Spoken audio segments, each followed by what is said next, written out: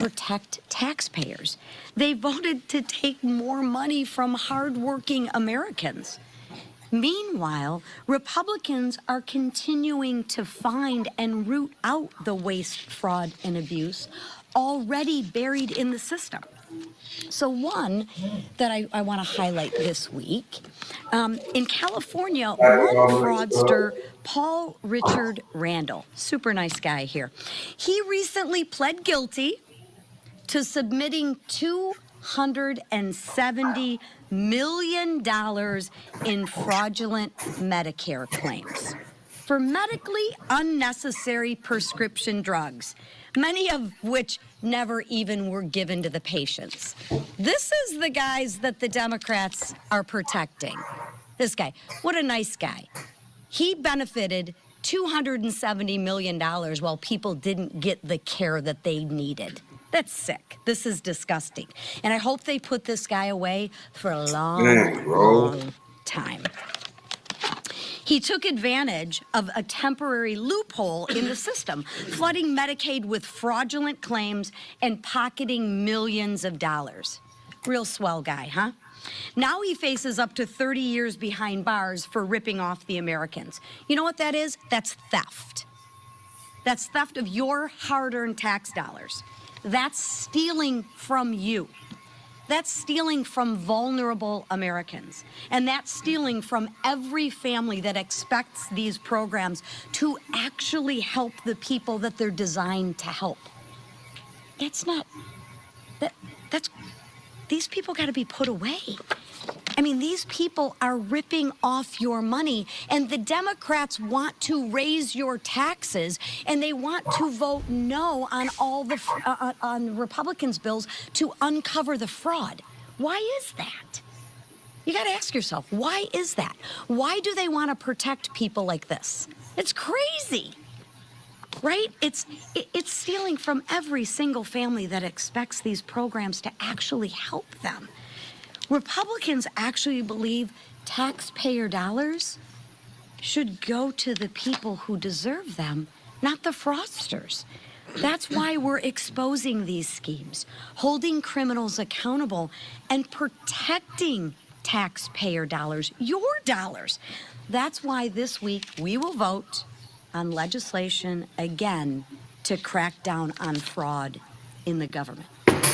Because before Democrats in Washington ask you for one more dollar, they should stop letting the criminals steal those dollars from hardworking Americans.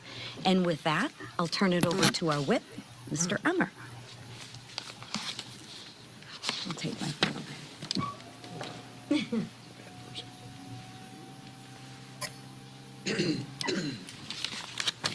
One of these days, I'm going to see how far that goes. Thanks to a new bombshell report from James Comer in the Oversight Committee, we know that Tim Walz and Keith Ellison knew about fraud long before they had said they knew about it previously. Tim Walz and Keith Ellison had 7 years to stop the fraud in Minnesota. Instead, they did nothing while letting billions flow to Somali fraudsters. It wasn't until President Trump made this a national issue that Walz and Ellison even started to pretend to care about their state-run programs, bankrolling lavish lifestyles for Somali fraudsters. My state's so-called leaders claim ignorance, but this report proves that they knew there was rampant fraud in Minnesota. Not only did the Walz administration know about the fraud and look the other way, the report reveals they even retaliated against whistleblowers who tried to stop it. Chairman Comer's report confirms what we all know to be true. Walz and Ellison created the perfect conditions for fraud, knowingly looked the other way when it was discovered and committed, and left hard-working taxpayers, disabled Americans that our conference chair was just referring to, and hungry children out to dry in the process. All because they were afraid of being called racist. Somali fraudsters may be holding the smoking gun, but Walz and Ellison handed it to them, locked and loaded. I gotta go back Thankfully, over the Trump here. administration is putting an end to fraud in this country. The White House Fraud Task Force is turning off Where you at? The Department of Justice is prosecuting the fraudsters. And just last night, Vice President J.D. Vance announced he is referring the Walz-Flanagan-Ellison administration failures to act on the DOI's new fraud division for criminal investigation. He's going to refer it to the new task force. Here in the House, Republicans are strengthening government programs to defend against fraud and serve the vulnerable Americans they are actually intended for. The contrast could not be more clear. While Democrats facilitate fraud, Republicans tackle it head on. And we'll be doing even more of that this week. This is just the tip of the iceberg. Somali fraudsters and their enablers can't hide from accountability. With that, I'll turn it over to our leader, Steve Scalise. Thank you, Whip. As the Whip discussed, we're bringing a number of additional bills this week to combat fraud, and it's something that we've been seeing, we've been exposing, we've been bringing more tools forward so that we can root out fraud to protect taxpayers. And it's not just taxpayers who suffer. It's a lot of these programs that were intended to help mostly low-income people, kids with disabilities. If you think about some of the Minnesota fraud that's going on and the quote-unquote Leering centers that you all now know about, that money was intended for students, for children. In some cases, children with autism, where that money was stolen by fraudsters. And the government, Tim Walz, Keith Ellison, looked the other way. They knew what was going on. Whistleblowers have been telling us that. And they looked the other way and let the fraud continue and let the theft of that money continue. All right, let's go. It's not just billions, tens of billions of dollars stolen from taxpayers. It's money that's not going to people who need it. People with disabilities, senior citizens. Dr. Oz has talked about some of the fraud that he's seen in programs like hospice, where criminal organizations, not just individuals, in some cases, foreign countries operating with criminal entities and enterprises are setting up shops to steal tens of billions of dollars, in some cases taking programs away from people, healthcare programs away, and forcing people into things that they don't need. Taking just away like benefits that. they paid into their whole life, and those dollars are gone, and we're now working to root it out. And you would think this would be an initiative that everybody in Congress would work on together. I wish it was. Sadly, you saw the vote last week. We brought a bill forward to root out fraud in child care centers.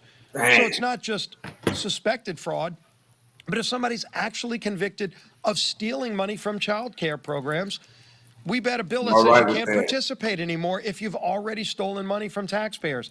And do you know that 98% of Democrats on the House floor last week voted against that bill? 98% of Democrats voted to protect the fraudsters who were stealing money from child care programs. That's who Democrats are protecting. They're protecting criminals who are stealing money from children. It's that basic. So we're going to continue to bring more bills to protect the taxpayers of this country, to root out the fraud that we're seeing. We're also, of course, bringing a bill later today on Reconciliation 2.0 to fully fund the Department of Homeland Security. The final piece, as you know, is to fund ICE and border protection. This is a piece that Democrats have said they don't want to fund because they want open borders. They have made it crystal clear, the Democrat Party in Washington, that they want to go back to open borders, and we're not going to do that. We need to fully fund this department, especially at a time of heightened security threats. We also need to make sure that we renew FISA. One of the reasons that the Speaker's not here right now is he's over at the White House working with the President to finalize this agreement on FISA. You have the bill over in the Senate. We, of course, passed a bill to have a long-term renewal of FISA. The bill is over in the Senate. They're having negotiations right now, and hopefully they get it resolved. We stand ready to move that bill as soon as it's resolved in the Senate. But, hopefully that happens today, tomorrow. But it's important that that program does not go dark on Friday when it expires, because just understand, FISA has been used time and time again to stop terrorist attacks here on our homeland, on American soil. To prevent terrorist attacks. And that's a critical tool that we need to renew. So a lot of other things going on. I will point out a Truth Social post that Marlon Stutzman put out over the weekend, chronicling, a lot of you may be familiar, the Chicago Bears are looking at moving right now to Indiana. Yes, the Chicago Bears playing in Indiana. And you would ask why. He literally lays out in brutal detail I how didn't know the that, Democrats Chad. at all levels in Chicago Chicago and the Bears state is of Illinois moving, literally bro. ran the Chicago Bears out of Chicago and out of Damn. the state of Illinois. And I think it's just important to point out when you look at what's coming up and what's the difference between the two parties, how one party literally after 100 years of the Chicago Bears playing football in Chicago, they're going to ultimately end up playing in Indiana, and they didn't want to. They Chicago wanted to Bears is stay, moving. but now a multi-billion-dollar program with jobs, with tax revenue, all of that is going to leave the state of Illinois because they ran it out of the state through very Damn. specific actions that Marlon Stutzman chronicled. With that, finally, hopefully I see a lot of you out tomorrow night at the baseball game. Republicans will be playing the Democrats in a spirited competition. It is officially now a sellout. 38,000 tickets have been sold, which is pretty impressive when you think about it. And over $3 million for local charities raised already in the bank. And that's something we're very proud of. It helps a lot of youth programs here in the District of Columbia, and it's something that Republicans and Democrats come together to do. We want to beat the Democrats. We beat them last year, 13-2. We want to beat them again, but we also come together to raise money for a really good cause. Hope to see all of you there. And with that, we'll be happy to take some questions. Yes. Thank you, Leader. You both talked about the importance of protecting taxpayers. So I wanted to know, yes or no, if the $1.8 billion weaponization fund is a good use of taxpayer funds. Well, there is no weaponization fund. As you know, that was The president fought back and forth. What's up, Billy? I know the president's That's the talked about it. It was Democrat. initially part of the discussion on reconciliation 2.0 in the Senate, but as the Senate grappled with it, it was one of the final pieces that they dealt with. They chose not to put in place a weaponization fund, so the bill we have in the House does not have any funding for a weaponization fund. Yeah. Sir, last week the House passed Ukraine Support Act. Why was the leadership of your conference against putting this bill on the floor? Well, it was a discharge petition that went around some of the negotiations that are going on right now. If you look, there are negotiations going on in earnest between the Congress and the White House to put stronger sanctions against Russia. All of us, and I've supported this conflict on the Ukrainian side so that they can win. I mean, they've been incredibly heroic and brave in this fight.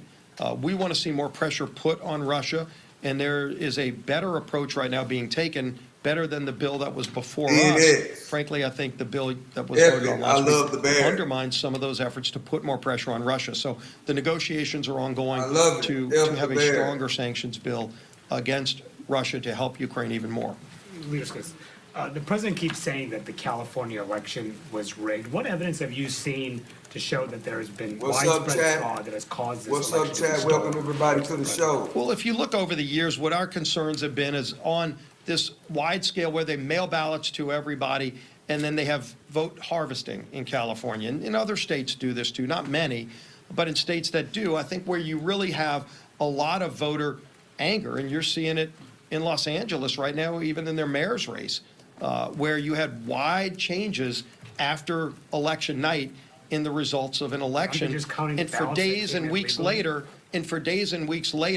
they just keep finding ballots until the election results change. Look, whether you can prove fraud or not, it does undermine voter integrity in the vote, and whether they keep going through with that process. Most states have their elections resolved on election night. But do you have any evidence that those ballots that are being counted were illegal in any way? I think it's raised a lot of skepticism among voters when they see these wide changes days and weeks after the election, and you still can't get a result 2-3 weeks after an election happened. Why not have all of your elections take place on election day and have the results that night? Florida used to have problems years ago, and they fixed their problems. And now you get the results by usually 9:30 at night in a large state like Florida. It obviously can be done if you choose to do it. And if you don't, it just undermines a lot of people's faith in those elections. Yes, ma'am. On discharge petitions, do you think members should be able to sign on to those, or do you disagree with the tool? I don't support that process. I mean, look, we have committees, and the committees do hard work. And, everybody's got their own bills that they might want to move. And, as the majority leader, when people come to me and they want a bill moved, I tell them, first thing I always tell them is go talk to the chairman, work through the committee process. That is what the regular order is around here. And obviously most people do that. You might not always get the result you want when you go to committee, but that is the legislative process. And that's what I've surely urged we do. Maybe we take one more. Yes, ma'am. What do you say to members who say that reconciliation shouldn't be used to instead of the normal appropriations process? Well, we haven't done a normal appropriations process through reconciliation. What we're doing here is, if you look at Reconciliation 2.0, the bill that's before us today, it is taking two areas of the Department of Homeland Security that Democrats have completely walked away from. And they've said we're not going to fund it at all because they want an open border. And so as long as the Senate has a 60-vote requirement, we in the House passed a bill to fully fund the department. So it's not a House issue, it's a Senate problem. Wilson. And you've seen it No with other evidence. bills too. But on this Alice front, is a the moron. question is then, is there another way to properly fund the rest of the Homeland Security Department that isn't funded? Most of it's funded, but two critical pieces, ICE and CBP, are not. And so you can do that through reconciliation, and that's the process that is being used. So, last one. Thank you, Mr. Leader, appreciate it. You came here early, you're in the front row. That's right, exactly. I know, representing here in the front row. As you said, the House has passed a version of FISA reauthorization. The Senate, if it passes it, is expected to pass a slightly different version. Given the idea of Bill Pulte stepping in as the acting DNI, do you believe the House has the votes now, Democrats are now off the table, it seems, to actually pass FISA over here, a reauthorization, without, if Bill Pulte is still in the mix? Well, we made it clear, first of all, that everybody has acknowledged this is a critical tool in America's national security. You know, and if somebody wants to play games and say, well, they might not agree with an appointment in the Senate confirmation process, let that play out. But are you really going to jeopardize the national security of America over a personality issue? And so right now what we're doing in the House is saying, we're not going to play that game. We're going to properly make sure that FISA is renewed. We passed a bill to do that. It's over in the Senate. The Senate's working through that. I hope they figure it out because it's too critical for our national security that that program does not go dark. Friday night, of course, is the midnight hour, so to speak. And so we're here. We're going to work to get it done. One way or another, we have to keep FISA going because it's critical to America's national security, and it has stopped. No one disputes it has stopped multiple terrorist attacks here on our homeland. Anybody that would vote against that is putting America's national security at risk. I sure hope nobody would do that. Thank you. Mr. Leader, one more, sir.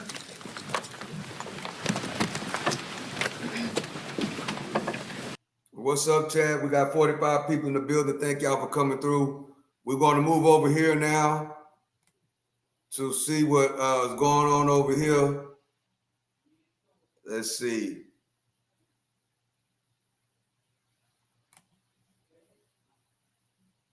Hold on, Chad. That's down right now, down 55 points or about 0.2%. President Trump's renewing his claims of momentum toward ending the conflict with Iran. Let's see what that has oil doing. Brent right now at $91 a barrel. That's down 3.3%. WTI is at $88 a barrel. The Bloomberg Dollar Spot Index down 0.2%. The 2-year yield is down nearly 2.5 basis points at 4.13. The 10-year yield is down 2 basis points as well. Thanks to a winter that saw low snowfall, Vail Resorts slid in pre-market nearly 4%. Right now, it's also down by about 5% at 130. That's all because after cuts to its full-year forecast yesterday, and it said it lost $90 million in revenue during the third quarter. On top of falling short on revenue, next year's season pass sales, they say, are down. Overall season maybe would have a little bit of momentum, but that really just hasn't been the case. Do we still have something like a spring selling season? When COVID came around, it upended the housing market. It upended a lot of things, but definitely the housing market. And I wonder whether things have fallen back into that spring selling season pattern that we had in pre-COVID times.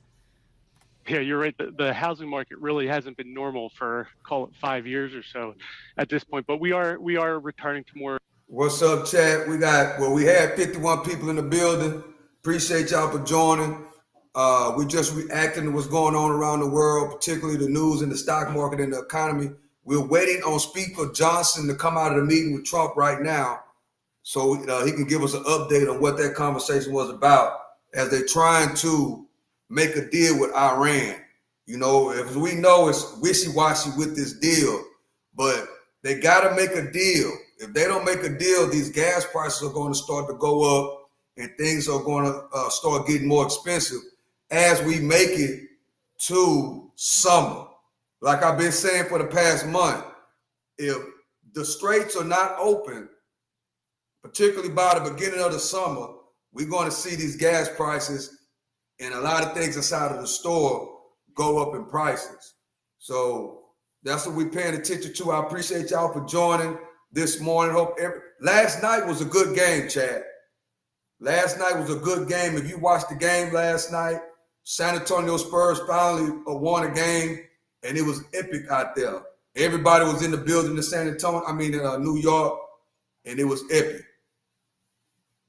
So what's up, Chad? How y'all doing? Hope y'all having a good morning. My morning is going good so far. So now we're going to put it back on Bloomberg and see what they got to say about this great economy. Corresponds to the commentary you've heard, across industries on the K-shaped economy. Drew, thank you so much. Drew Redding is our home builder analyst here at Bloomberg Intelligence, talking to us about these existing home sales, which, again, on a month-over-month basis, rose 3.2%. But as Paul mentioned, the annual run rate. Importance cannot be overstated. So it saved us from now what they've calculated about a $5 trillion tax increase. And when you think about 29 million Americans benefited from no tax on overtime, that single provision alone, and the vast majority, 90% making less than 200,000 a year, this has real Main Street impacts. But what I see from small businesses is they can invest now. Business owner after business owner has pointed to me in their factory. What's up, Kick? What's up, Twitch? What's up, Rumble? What's up, YouTube? Whatever platform you're watching me from, I appreciate you for coming through, rocking with us.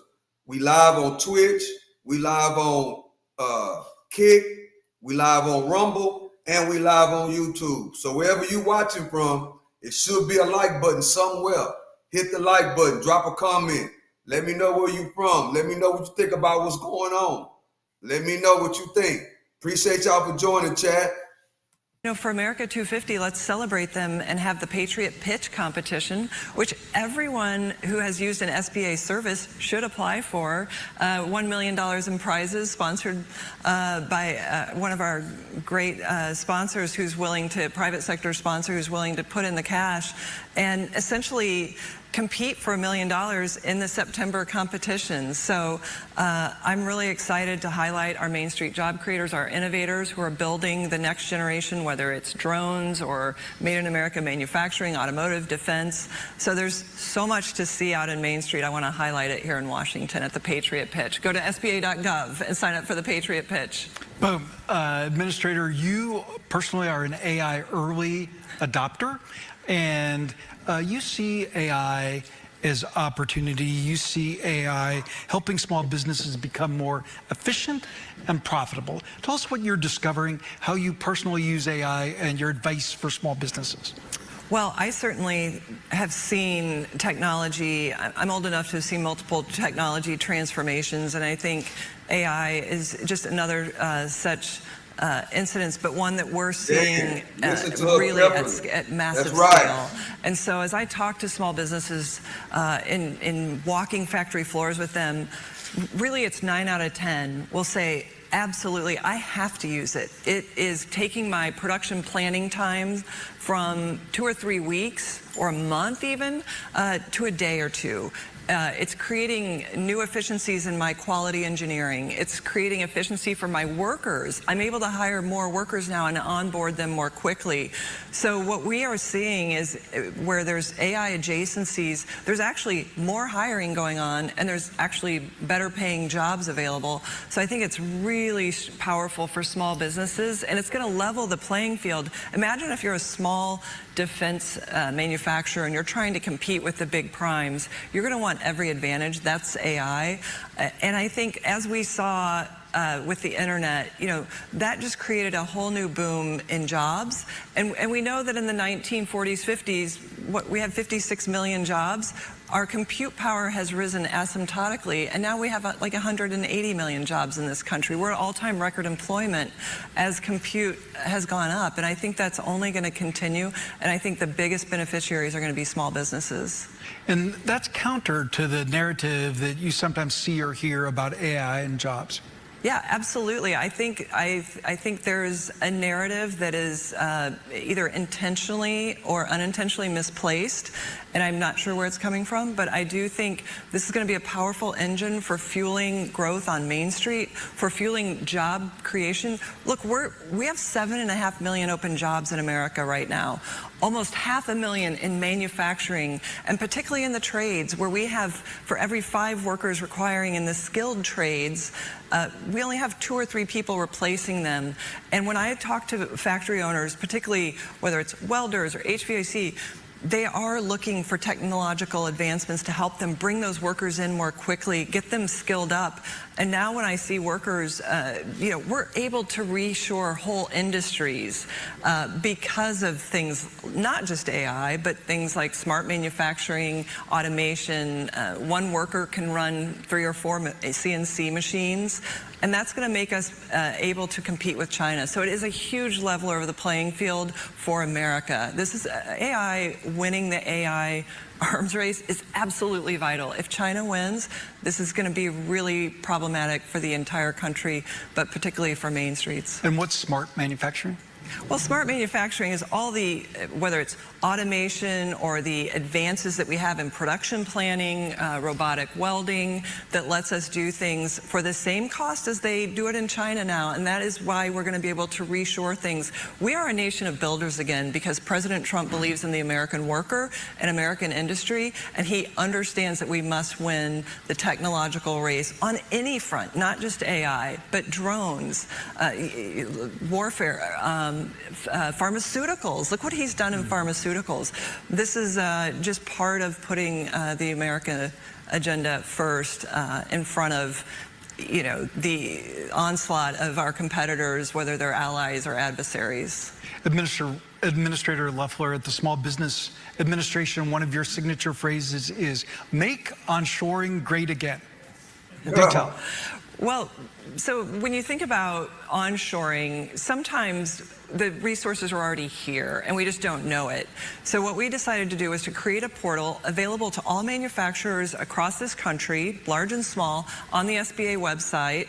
And the Make Onshoring Great Again portal merges 4 directories of domestic suppliers of everything from defense production to green tea to coffee, anything that you might say, well, we just don't make that in America. Well, check our portal. It's free of charge, and it lists over 1 million suppliers of producers in America. And the SBA is so committed to manufacturing that we've given a 90% government guarantee on the manufacturing. We got 100 people in the building. Double tap the screen, double tap the screen, chat. 100 people in the building. Let's double tap. Our small businesses. So we first met when you were on the road as a senator. You worked hard on the campaign in the vital state of Georgia, a leader in the inauguration. And when President Trump truthed to announce your nomination, he said that you were going to reduce red tape and unleash opportunity for small businesses to grow, innovate, and thrive. What have you done with existing SBA programs to increase access to capital? Well, first of all, we got the programs back on track. Under the prior administration, they had loosened the guardrails and the programs were bleeding money. And so that money wasn't getting out to small businesses. It was going into default. So we got the program back on track. We got the agency back in office. 90% have been working from home. We refocused on the founding mission in the 1950s of advancing the interests of small businesses and growing the U.S. economy. And as a result of that, we were able to put out record capital in year 1. 2021 while cutting regulations nearly $100 billion, because we know that in addition to taxes, one of small businesses' biggest concern is the massive burden of regulation, which grew by $5 trillion during the last administration, creating 355 hours of additional regulation on average for small business owners. And so we've been really fighting the massive regulatory red tape burden with pretty good effectiveness, certainly across the entire administration, reducing 120 regulations for each new regulation. And I think you had the first loan program that's specifically designed for the manufacturing sector. That's right. So we have manufacturers access to revolving credit. That allows our manufacturers to flexibly access lines of capital that may not be traditionally available at banking institutions because of the nature of working capital. And that's been a really popular addition to the portfolio. Access to capital is small businesses' top need. When you think about expansion, you need to know that that capital is there, lock in that rate, and then you can grow. And so we really have worked at refining and modernizing the loan programs. We have some exciting things coming on the customer service front. We're really reorienting the agency to be technology and customer driven as opposed to bureaucracy driven. And our viewers around the world can see in the corner of our screen, we can see here in DC that this Axios AM Live event is built around America's 250th. What is you personally and the SBA doing to celebrate America's 250th or tied to that? Well, it's incredibly exciting. 250 years of free enterprise. I mean, America is a nation of founders again, and it's almost as if on cue, we have record business formation happening in this country in our 250th year of free enterprise. And I think there's no better way to celebrate it through our Patriot Pitch competition than to highlight those small businesses. But we're also going to be rolling out across Main Streets, giving small businesses the opportunity to sign up to be a Freedom 250 business and have that certificate in their small business to celebrate, because that's really where America thrives, is across Main Streets, and we're going to be getting that out very soon. And what is that certificate? What do I have to do to get it, and what does it do for me? Yeah, we'll be announcing it soon. We'll be having a website, a portal that you can sign up for, get that beautiful America 250 certificate, display it proudly, and make sure that people know that we're all celebrating this great milestone together.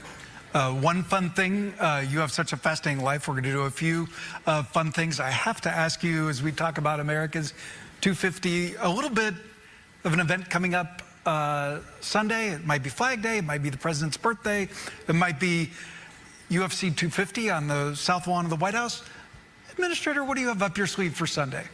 Oh, I'll be at the UFC fight. I'm incredibly excited to see this, how it all unfolds. The structure behind the White House is truly epic.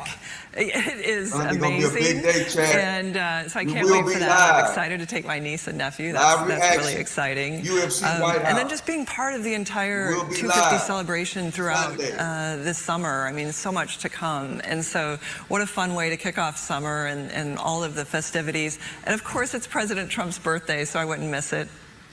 At Axios, one of my newsletters, Axios Finish Line, which is about life leadership, we're big on life lessons. Administrator, I wonder if you have one life lesson from your time as a waitress. As a waitress? Look, I started bussing tables, and when I was 15. I started waitressing when I was 16. So I think my advice coming from that was, just get started. I mean, I loved waitressing, but I couldn't get there until I was a good bus person. So I started bussing tables, rolled up the sleeves, did that. Waitress through high school and college. Loved serving people, learning how to have different, service levels for the different places I served at. But I would say the biggest thing for me is the value of hard work. Like, I loved showing up on time, being there for the owners of the small businesses I worked at, but being there for the customers. And it just gave me such a good view into Main Street businesses and hard work. And I love hard work. I have a passion for it. So that's what it taught me. Before your drop the mic moment, I want to thank Planet Word for for having us here. Thank Anthropic for making these conversations possible. We're doing events across the country with Anthropic that we're very excited about. Thank my Axios Live colleagues who've worked for months to bring this together. Thank all of you for joining, both in the room and around the world. And Administrator Leffler, for a decade, you were a WNBA owner. You were co-owner of the Atlanta Dream. You love basketball. You still follow it. We've got a 2-1 NBA Finals. I got to ask you, Knicks or Spurs, first with your head and then with your heart? I'll make it easy. Knicks. I'm an old school basketball fan. The reason I got into WNBA ownership was because of the Bulls run in the 90s. So I'm all about old school NBA. We got to bring back the Knicks and make sure that they stay on top. So let's see where we go in the next game. Thank you. What's up, ATM Tim? How you doing, bro? For a great conversation. Thank you, Mike. Thank you so That was much. a good And that conversation. concludes that conversation with SB Administrator. That was a good conversation, Chad. That was real good. I think we caught it almost at the end, but we did get about 10, 15 minutes of it. Real good conversation. But Chad, we are going to go live Sunday, UFC Freedom White House. We will be live. Make sure you subscribe to the channel and come rock with me. I will be doing live commentary for that game. And you know, doing these games, I be real crunk for the game. So come rock with us on Sunday to celebrate America's birthday, UFC White House. So come rock with me. Make sure you double tap the screen. We got 159 people in the building. Double tap the screen and activate the like button. Hope everybody's having a great day. We got 159 people in here. Thank y'all for rocking with me. Y'all could be anywhere else, but y'all hanging out with me, and I appreciate it. I appreciate it a lot. Okay, ATM Tim, you on the clock. Hope you're having a great day at work, bro. Hope you're having a great day at work. Okay, we're going to keep it going, chat. Let me go over here. Yeah, I mean, I'd start at the latter. I don't think there's a risk, in terms of if you're last, there's no more capital. I mean, look, we're talking about three of the core foundational pieces of the AI revolution: Anthropic, OpenAI, of course, SpaceX. But look, first to market, there's an advantage. It's important, and that's why this is going to be a continued sort of battle, arms race between OpenAI and Anthropic, and that's essentially what investors are watching. Obviously, SpaceX, a very important, almost watershed moment for the overall markets this week. But to get the popcorn out, I mean, it's just starting. For our viewers on YouTube, I just try to figure out where in the world is Dan Ives when we have him on via Zoom. This could be anywhere, literally on the. I got to put it over here. We're looking at the S&P 500 right now. Stock market is dumping hard.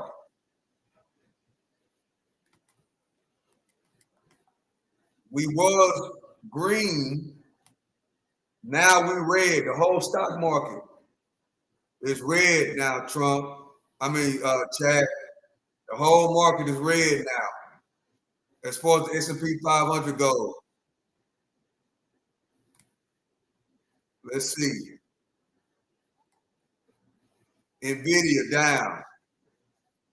See, NVIDIA and SPY, the overall S&P 100, the overall S&P is looking kind of similar.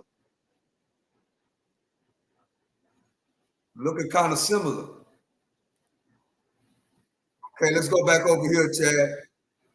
What's this?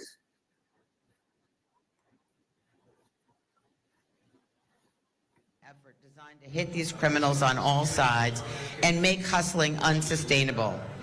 We thank New York State DMV, the Taxi and Limousine Commission, and our stakeholders for their commitment to this effort. To those traveling in New York, don't get taken for a ride, only take a legal taxi. Thank you. Thank you very much, Catherine. Please welcome to the podium Chief of Operations for the Port Authority Police Department, Richard Bellucci. Are you going to invest in SpaceX? I'm waiting on it to drop, but I'm gonna be watching it. When it IPOs, I will be watching. So more than likely, yes, but I'm probably gonna wait to try to get it at a good price. But I'm gonna be watching it real heavy. Partners are gonna step up the volume, increase the heat on them so that it's gonna cost them more money to come to JFK than they make if they worked here. Thank you.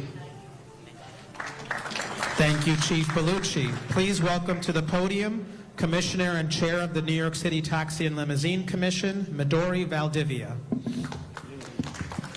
They have been talking about SpaceX and Tesla combining. That's what they've been talking about. But when I'm going to have it on High Watch on Friday. So, but I'm gonna wait a little bit and see if I can get it at a decent price. That's my plan, ATM Tim. Thank you, and all New Yorkers. But they have been talking about SpaceX and Tesla merging together. Have the best possible experience while traveling to our great city in the coming weeks. And for our visitors, that experience begins at our airports. The vast majority of the expected 1.2 million guests pass through the terminals here at LaGuardia and at JFK. They'll arrive tired, eager to get to their lodgings, and for some, the first person they meet will be a TLC licensed taxi or for-hire vehicle driver who takes them to their destination. And I'll be honest, there are no better ambassadors. Like our visitors, our drivers, licensed drivers, hail from all over the world, speak many languages, and know this city well. They are also amongst the safest professional drivers in city miles per driven. They are trained, they undergo background checks, drug testing, and their vehicles are regularly inspected. And as Commissioner of TLC, another top priority for me is dignity for our passengers. But too often, unwitting visitors are lured away from our validated drivers by unlicensed and predatory hustlers who often charge them exorbitant prices. And there is no dignity in that experience. It not only endangers passengers, but makes their first experiences in New York City traumatic. And it also bleeds income from the pockets of hardworking, licensed TLC drivers who play by the rules. I spent the last 2 months visiting TLC drivers where they work, where they eat, where they pray, and everyone agrees hustling has never been this pervasive. And today, TLC and Port Authority are taking this unprecedented whole-of-government approach to stop it. Beginning with the World Cup, visitors and drivers will see an enhanced TLC presence at our airports. Our officers will be spotting and deterring unlicensed activity, helping direct visitors to safe and licensed transportation, and making it clear that illegal hustling will not be tolerated.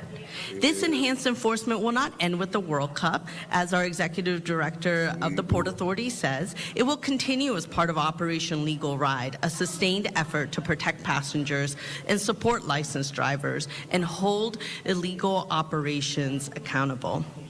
Through this partnership, TLC and Port Authority will strengthen enforcement at the airports. We're improving our coordination between our teams, and we'll make sure that these illegal operations face real consequences. And this is exactly what it looks like. Anybody want to know what illegal taxi hustling is? Here you go. Illegal taxi hustling is the practice of unlicensed, unvetted individuals soliciting passengers for rides at transportation hubs like airports, trains, and train stations. These hustlers often overcharge tourists, lack proper insurance, and operate without legal permits, putting unsuspecting riders at risk of severe price gouging, theft, or physical danger. Wow, so they call it illegal taxi hustling, no driver license, no insurance. Dang, crazy word. That's why you got to be very, very careful. You know, a lot of these sporting events, you'll see people on the side of the road, you know, asking you, do you need a ride with their Uber signs or whatever inside of the window. We gotta pay attention to that at these big sporting events. I go to a lot of sporting events, so that happens to me a lot. You know, they park by the facilities of the places, and then they ask people, do you need a ride? Like they Uber, but they really not Uber. And illegal. I guess a lot of them don't have driver's license. Well, you can't just jump in the car with anybody because they give you a cheaper price than Uber or Lyft. You know, because at these sporting events, the prices of an Uber or Lyft quadruples. You know what I'm saying? Because of a lot of people. But then you got somebody that's sitting there outside of their car, you know, trying to make money or whatever. But these people, according to this report, a lot of them don't have driver license. A lot of them are probably illegal immigrants. A lot of them don't have the proper paperwork, no insurance. A lot of them, you know, are there to do people physical harm. That's why you got to pay close attention. So that's what illegal taxi hustling is. So let's go back over here. Looks like. Man. Well, that sucks. Hold on. Let me go back over here. Disappointed that Turnus didn't speak. Some people have cited that as one reason Let me why go. overall the unveiling of the AI-infused Siri is not impressing investors. Today, the stock is down 2.9%, and yesterday when the stock gave up its Hold early on, gains. Chad. Yeah, I thought it's Cook's show. I mean, you're talking about, you know, a Mount Rushmore Hall of Famer CEO. You don't want Turnus there. I think that would take away a little of the spotlight. I mean, this is really Cook handing the baton. His last WWDC after what's obviously been just a historical, legendary, you know, mark. But Scarlett, some of it's going to be execution. Now it's like executing. It's showing developers. It's building it out. I think investors, they always tend to be skeptical on Apple. I think this time is different.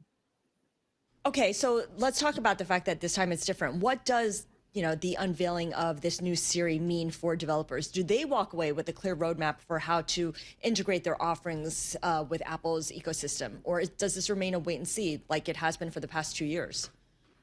Well, I think they finally got what they want. I think as developers now, they actually have the platform to build out. This is no longer something on a whiteboard or, you know, some concept. Unfair. And you know, old people like me giving money to SPLC and then calling me later, oh my God, they believe in it's okay to cut a boy's penis off? Oh, bro. People like they're spending a little money to Look do what that. we came up And on, people are Chad. totally shocked. I hope people will take the medicine and come on and admit that they are funding some things. They might be doing some good stuff. But Look look what we at like just this. I came have a up dog, on. and I'm making some brownies. And they chocolate. The dog poops some brown stuff. I put a little secret ingredient in there. And I put it in my brownies, and the people get worms. It's not right. It's just not right. Thank you, Dr. King. Mr. Fair, I don't want you to be left out of this conversation. Your organization has labeled Dr. King and Charlie Kirk and others. Do you regret that? Will you recant it? Or are you going to double down and say that these people, including the martyred Charlie Kirk, in fact, somehow deserve to be on your hate list for their constantly talking about bringing people together, talking about the teachings of the Bible and the like? Congressman Issa, as I said in my statement,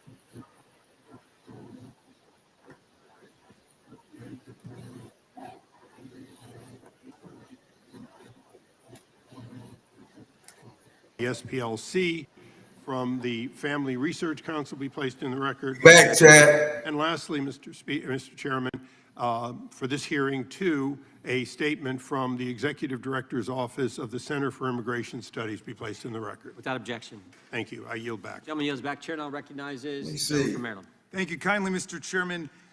Ms. McCord, our colleagues invoked the fact that the SPLC had an informant in a white nationalist group at the infamous Unite the Right rally in August of 2017 in Charlottesville as some kind of indictment of the SPLC. But didn't that SPLC informant create the information that allowed the SPLC to send 3 different FBI field offices a 45-page memorandum warning of planned violence and the potential for violence at this extremist? Hold on, Chad. I got to interrupt the Don. If you hear the Don, please drop a comment because your comment came up in the streaming service, but not on YouTube. So the Don, if you still here, please drop a comment so I can see what's going on. Because I see you over here on the streaming service, but I don't see you on YouTube. So the Don, please drop a comment. Confab? That is the facts that have been represented in court. Mr. Fair, is it true that the SPLC sent a memo based on that informant's work to 3 different FBI field offices? Yes, it is. Okay. The chairman spoke with some indignation about the fact that there were $3 million or $4 million spent giving to undercover informants to try to expose the work of the extremist groups, as in Charlottesville in 2017, where Heather Heyer was killed by a fanatic racist. I'm just curious how the members of the panel feel about this proposed $1.776 billion political slush fund set up for the Proud Boys, the Oath Keepers, and other convicted criminals and rioters from January 6th. Do you think that that fund should be shut down and any other similar fund, Mr. Fair? Yeah, yes or no? Yes, I do. Dr. King, do you agree that that should be shut down? I will not speak on whether that particular fund should be shut down. Or any such fund. I think some of these slush funds that SPLC is using. Okay, but my question is about the one proposed by Todd Blanche. It's a yes or no? I will not answer on it. Okay. I think Mr. they Banger, need to stop do you killing think... the babies and cutting the penises off. And so any slush fund is I have limited time. We can money in that is the problem. Mr. Banger, do you believe that the $1.776 billion political slush fund should be shut down and any similar fund? I think that's a question for Congress to answer. Okay, and Professor McCord, what do you think? Should that political slush fund be shut down? Yes, it should. And any similar slush fund? Yes, it should. Okay. So the conceit of the prosecution, this whole hearing, the whole attack on the SPLC is that there's some contradiction between fighting against extremist hate and racism for decades and then sending people undercover as informants to find out what these groups are doing. Do you agree that there's a contradiction, Professor McCord? I agree that it is a very useful law enforcement tool to use informants and cooperators to learn more, not just about hate groups and potential domestic violent extremism, but also as a tool to dismantle drug trafficking groups and human trafficking groups. So if the FBI sent someone undercover to expose a mafia organization, narco traffickers, international human traffickers, that wouldn't mean that the FBI is supporting those groups, would it? That's correct. Okay. As a matter of law, and as a matter of fact, can you have a criminal fraud if there are no victims of the fraud? To have a criminal fraud, you have to have made statements and fraudulently to induce some activity. And if it did not induce some sort of activity, like a gift or donation, then there is no fraud. Well, what I don't understand is that suddenly, out of the blue, there's a claim that the Southern Poverty Law Center is engaged in fraud because it's been extremely effective. I wish it had been even more effective, for example, in stopping the Oklahoma City bombing, where nearly 200 people were killed in an act of fanatical white nationalism. But it's been quite effective. I don't know of any group that's been more effective, other than potentially the FBI itself, in stopping extremist white violence. Well, do you believe that it is an act of fraud when the donors to the group understand perfectly well that people are being sent undercover to try to get information on what these groups are doing?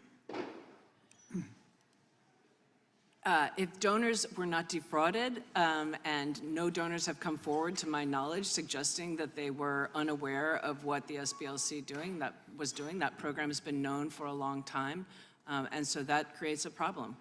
I mean, it just seems to me amazing to be alleging a fraud when there are no victims. When I just looked up the Trump University case, there were hundreds and hundreds of people coming forward screaming to high heaven about how they'd been ripped off and exploited by this fake university, and they won $25 million. So do you pay the same people to do the bomb and then go and comfort the people from being bombed? You pay the same people to do both jobs? That's kind of fraud to me. That's weird and chaotic and confusing. Well, Dr. King, I don't think there's any allegation that anybody who was working with the Southern Poverty Law Center bombed anyone. Do you have information to that effect? I don't personally, but outside agitators did bomb our house in '63 and then ran back and took off the Ku Klux Klan sheets and put on police things and ran up in the yard. Well, that's it was the same people. It was crazy. I'm with you, and that's a statement about the racism of that police force working with the Ku Klux Klan. Hey, y'all pay both of them to do the double jobs. SPLC does. Really, you hire them to do the bombing, then you hire them to fix the bombing. That's weird. Dr. King, you're asserting a lot of things under oath, and you haven't brought the evidence with you. So I think I'll get some for you. Okay, please, bring us the evidence, and I'll yield back to you, Mr. Chairman. I'll get some for you. Mr. Fair, did the Southern Poverty Law Center use donor money to have field sources attend extremist rallies across the country? Mr. Chairman. Johnson. It's a simple question. Did you use your donor money for that No, purpose? We used donor money It's a yes or to no? pay confidential informants to infiltrate. Democrats funding the KKK for Did the 160 Southern Poverty years. Law Center use donor dollars to have field sources host extremist rallies throughout the country? Not to my knowledge. That's not what the indictment says. Did the Southern Poverty Law Center use donor dollars to have field sources grow existing chapters of extremist groups? Mr. Chairman, as I said earlier. It's a simple question, Mr. Fair. Did you use donor money for the purpose I just read? I'm reading straight from the superseding indictment. And Mr. Chairman, the indictment will be managed and responded to by counsel in the. I can't remember this guy's name, Chad. Mr. Raskin concerning the indictment, he asked you, did field sources I know that's not the Speaker FBI Johnson. that help with things? You answered that I question. can't think of That's a matter name. of public knowledge. That's in our public filing. If somebody help me out in the chat, what is that guy's name? Money to have field sources create new chapters of extremist groups. Again, Mr. Chairman. Did the Southern Poverty Law Center use donor money to recruit new individuals into those extremist groups?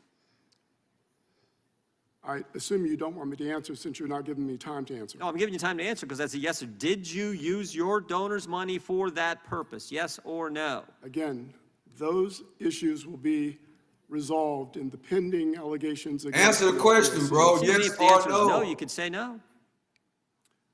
We have asserted that the allegations are false. Did the Southern Poverty Law Center use donor money to have field sources make donations to extremist group leaders and purchase materials for cross burnings? It's alleged in the indictment. Did it happen? We've alleged that those allegations are false. Did Southern Poverty Law Center use donor dollars to have field sources create racist paraphernalia that extremist groups sold at rallies? Damn. We've alleged that those allegations are false. Okay, how about this? What is Fox photography?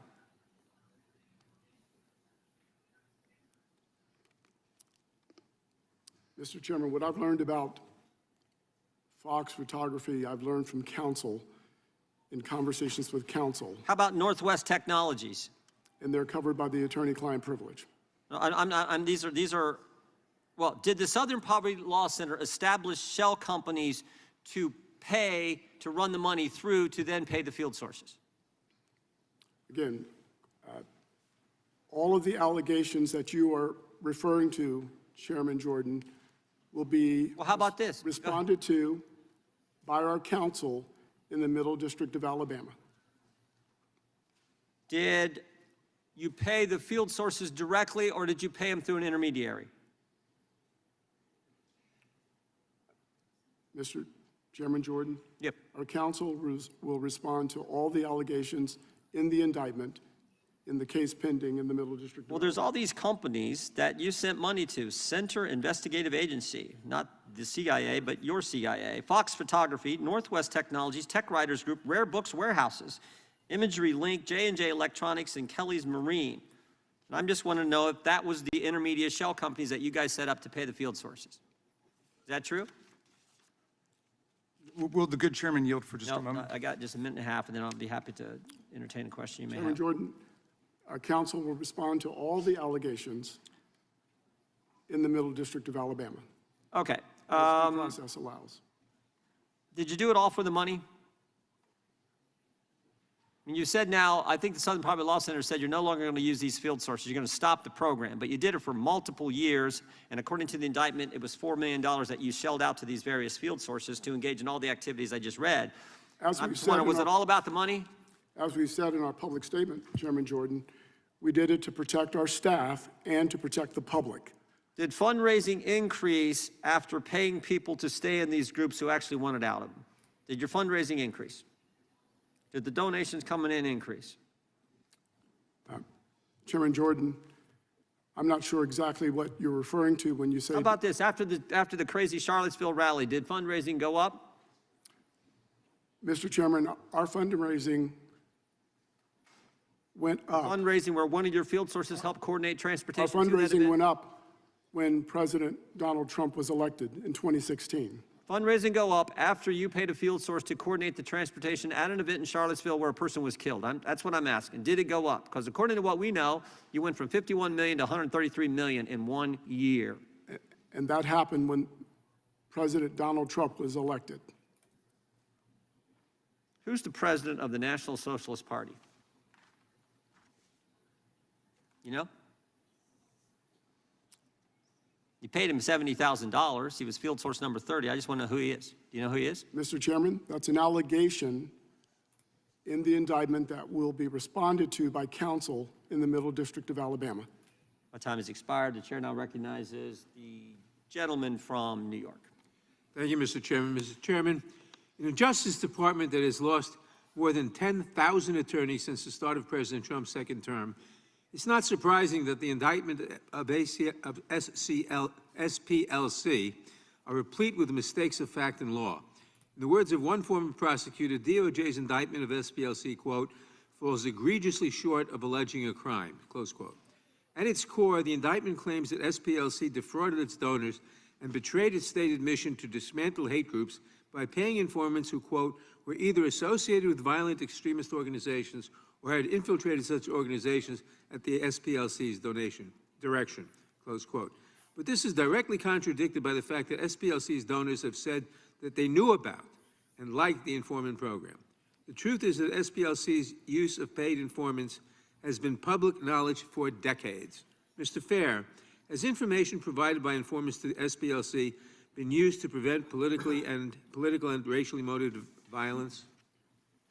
I'm sorry, Congressman Adler. Has information provided by informants to SPLC been used to prevent political and racially motivated violence?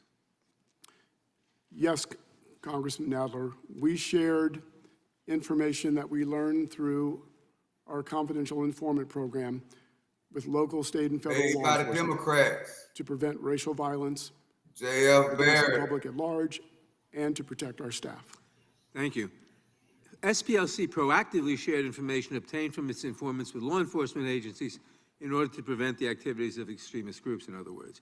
Question, Mr. Fair, can you explain what actions the SPLC took before the Unite the Right rally in Charlottesville in an attempt to help law enforcement? Congressman Adler, again, I must say that counsel will respond to all allegations in the indictment in the Middle District of Alabama. That's not an allegation. It's part of the allegation. Okay. Mr. Fair, can you explain how the SPLC's informant program helped thwart a terrorist attack in Las Vegas in 2019? Yes, Congressman Adler. In our public filings, we have already stated that SPLC shared information about a particular white nationalist group, Atom Waffen, and to prevent a terrorist attack in Las Vegas in 2019. Thank you. And what about Philadelphia's Navy Yard? Can you tell us briefly about that? Again, in 2018, the SPLC shared information with the FBI and with law enforcement about potential criminal activity by a member of the Vanguard America. We shared that information with law enforcement. What's that? Thank you. It sounds to me like SPLC's informant program has been essential, and that SPLC has worked with law enforcement to keep our community safe. And yet, shortly after the indictment was announced, Acting Attorney General Todd Blanche falsely claimed on Fox News that the DOJ had, quote, no information, unquote, that suggested SPLC shared information collected through its informant program with federal law enforcement. This was obviously a lie. In fact, DOJ was forced to walk back Blanche's false claim after SPLC filed a motion to address the government's, quote, materially false statements. Ms. McCord, the Acting Attorney General, the chief law enforcement official in this country, made a patently false statement publicly about a material fact in an ongoing prosecution.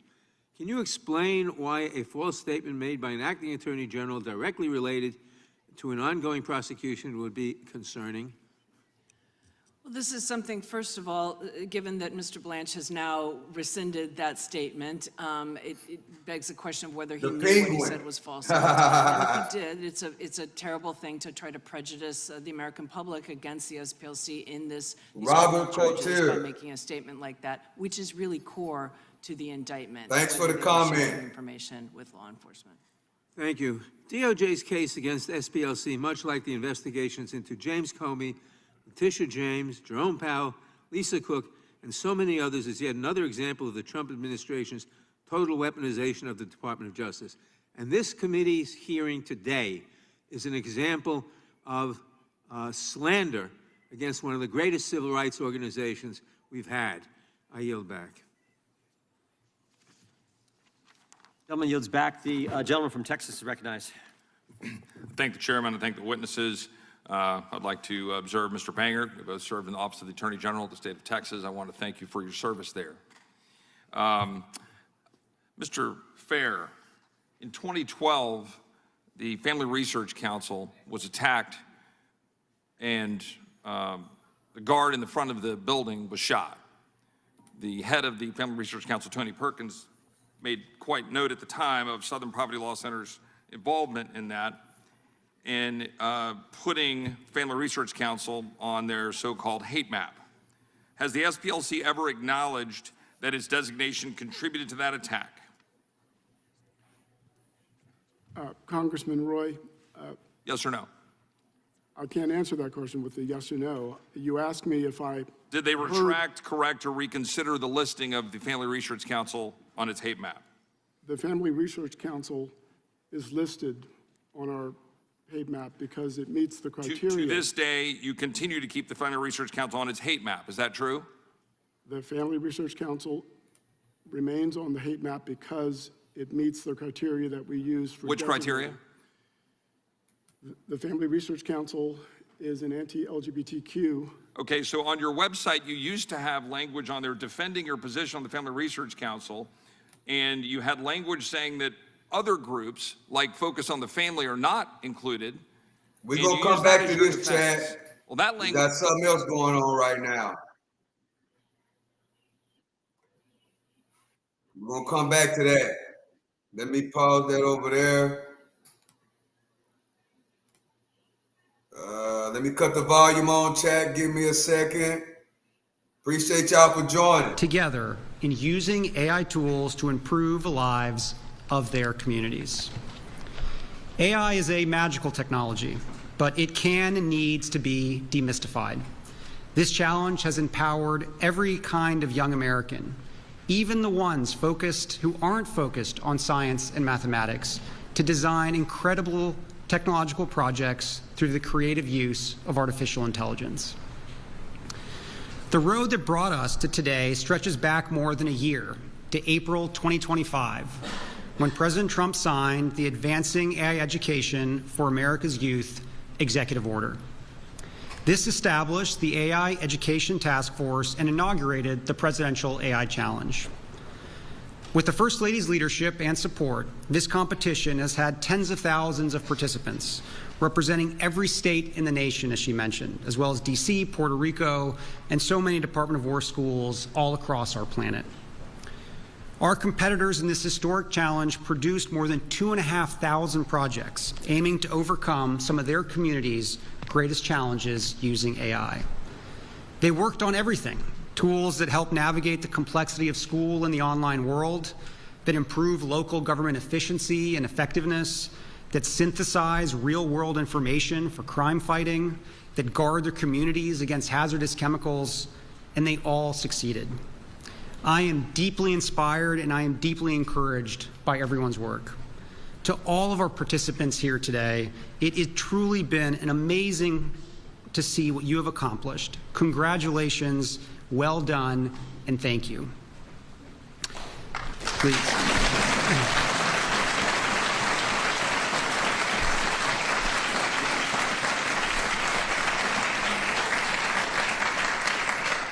The projects you have developed are extraordinary, uncommonly creative applications of a novel technology.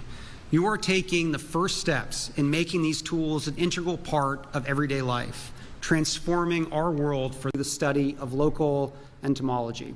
Congratulations.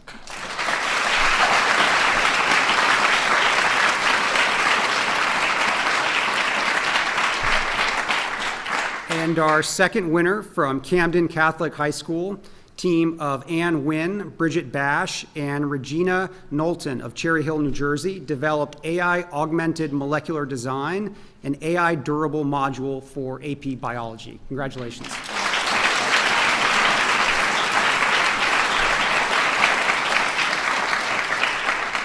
You are both blazing trails. I hope your colleagues across the country will soon follow. This year, as all of us know very well, we are celebrating 250 years of U.S. independence and ingenuity, and the legacy of patriots and pioneers conquering new frontiers and building our future. We all have a privilege of carrying that legacy forward. Today, we are grateful for this opportunity to celebrate the next generation of American exploration and the readiness of these young people to master the frontiers of artificial intelligence.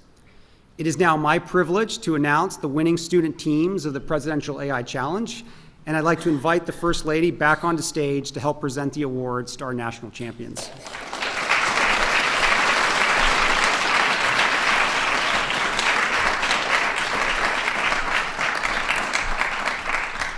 So first, we have our elementary school winners. From Alcoa Intermediate School in Alcoa, Tennessee, the Homework Helper app. Team members included Riker Cochran, Emma Connor, Aaron Gallagher, and Aiden Taverna.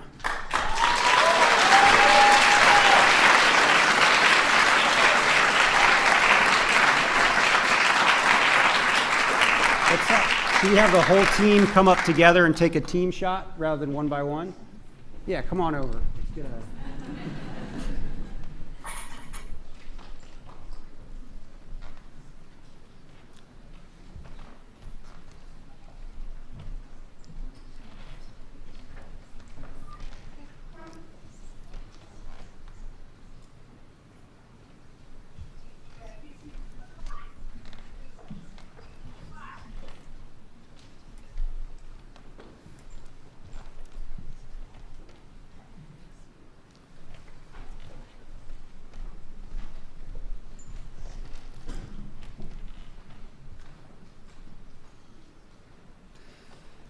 Congratulations.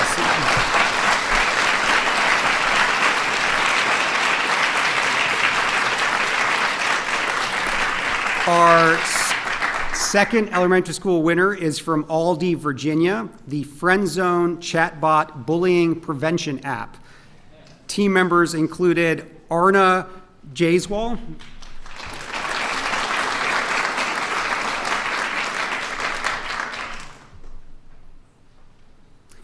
Ishani Khatri,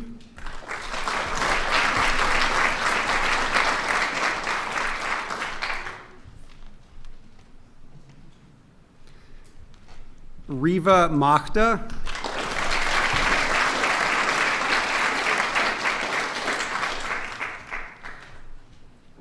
Sumitha Prinamoreddy.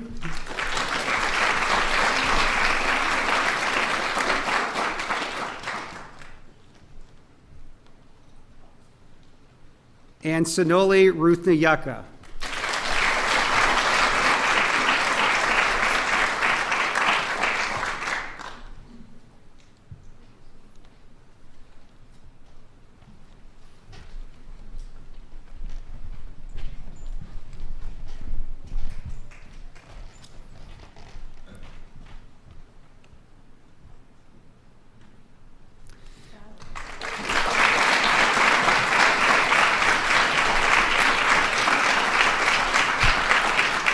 Next, I'm happy to announce our middle school winners. From North Star Middle School in Sammamish, Washington, Skill Up is an AI tool that assists with craftsmanship, handiwork, and hands-on creation. Viha Iyer.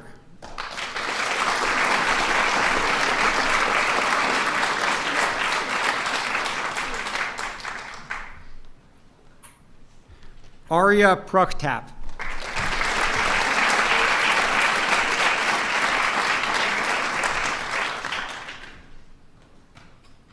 And Srimai Shetty.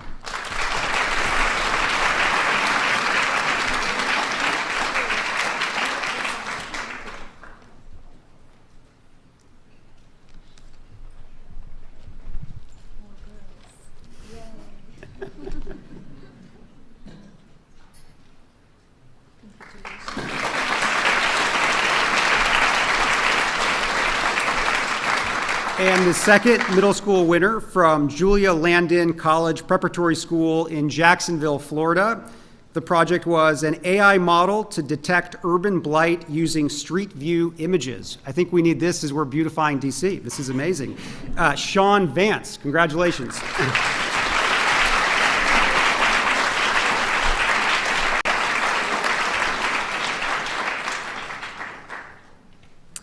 So finally, we have our high school winners from Upper Darby Senior High School in Drexel Hill, Pennsylvania. The project was an AI-powered computer vision tool that assists investigators with hotel identification from evidence images. Congratulations, Kundakar Mahin.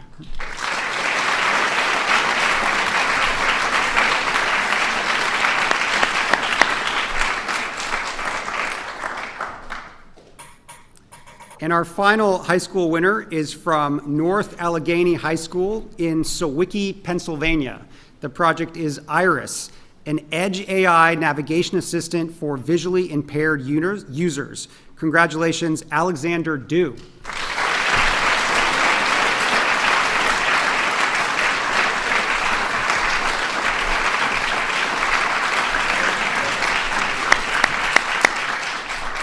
Amazing. So let's give all of our finalists, winners, a big round of applause.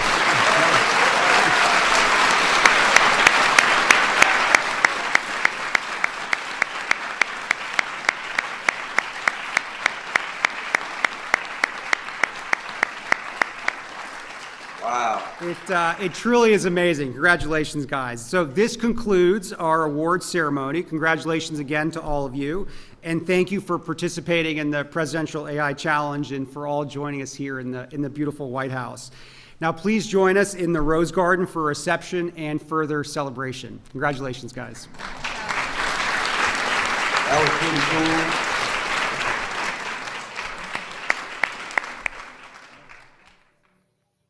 cool. AI project contest.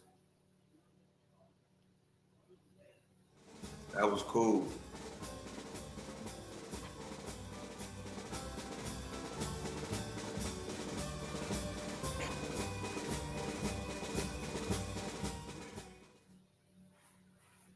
Yeah, that was pretty cool to see, chat. We're going to go back over here for a little bit. Thank you again to the private sector supporters of the Presidential AI Challenge who are providing hundreds of thousands of dollars in educational support and prizes for our national and regional champions and the respective schools. Not there, here. We take no pleasure in listing any group, and we wish the list was empty. But we have the constitutional right to express our How many opinion. leftist anti-Jewish groups do you have listed on Dr. your website? Wild on chat. Name them. AI is really, really here. And it's moving fast. Real fast. Anyone listening to this can go to our website and see our Year in Hate and Extremism report was released this morning. How many extremist Islamic groups do you have of the 1,500 or so organizations you have on your hate map? Again, anyone can go to our website. My office has been looking over it and can't really find one. Again, it is the SPLC's. You think right. SPLC could provide us a list of the Islamic-oriented groups that you have on your hate map? Mr. Roy, we don't target any group because of its religion. Really? I want to be clear about that. Really? Yes, that's exactly right. We target no group because of its religion. We target groups because they express statements and engage in activities that demean and vilify. So you brought up LGBTQ groups I'm sorry, a second Mr. ago. Roy. So you brought up LGBT groups a minute ago. So you think there's a bunch of Islamic groups that are pro-LGBTQ? Is that the position of the SPLC? I just want to make sure the record is reflecting that. Mr. Roy, as I said, we target no group or label no group because of its religion. We target groups and label groups because of what they say about others. And we have a constitutional right to do that. And we will continue to do that. How long did it take for you to criticize the attacks on October 7th?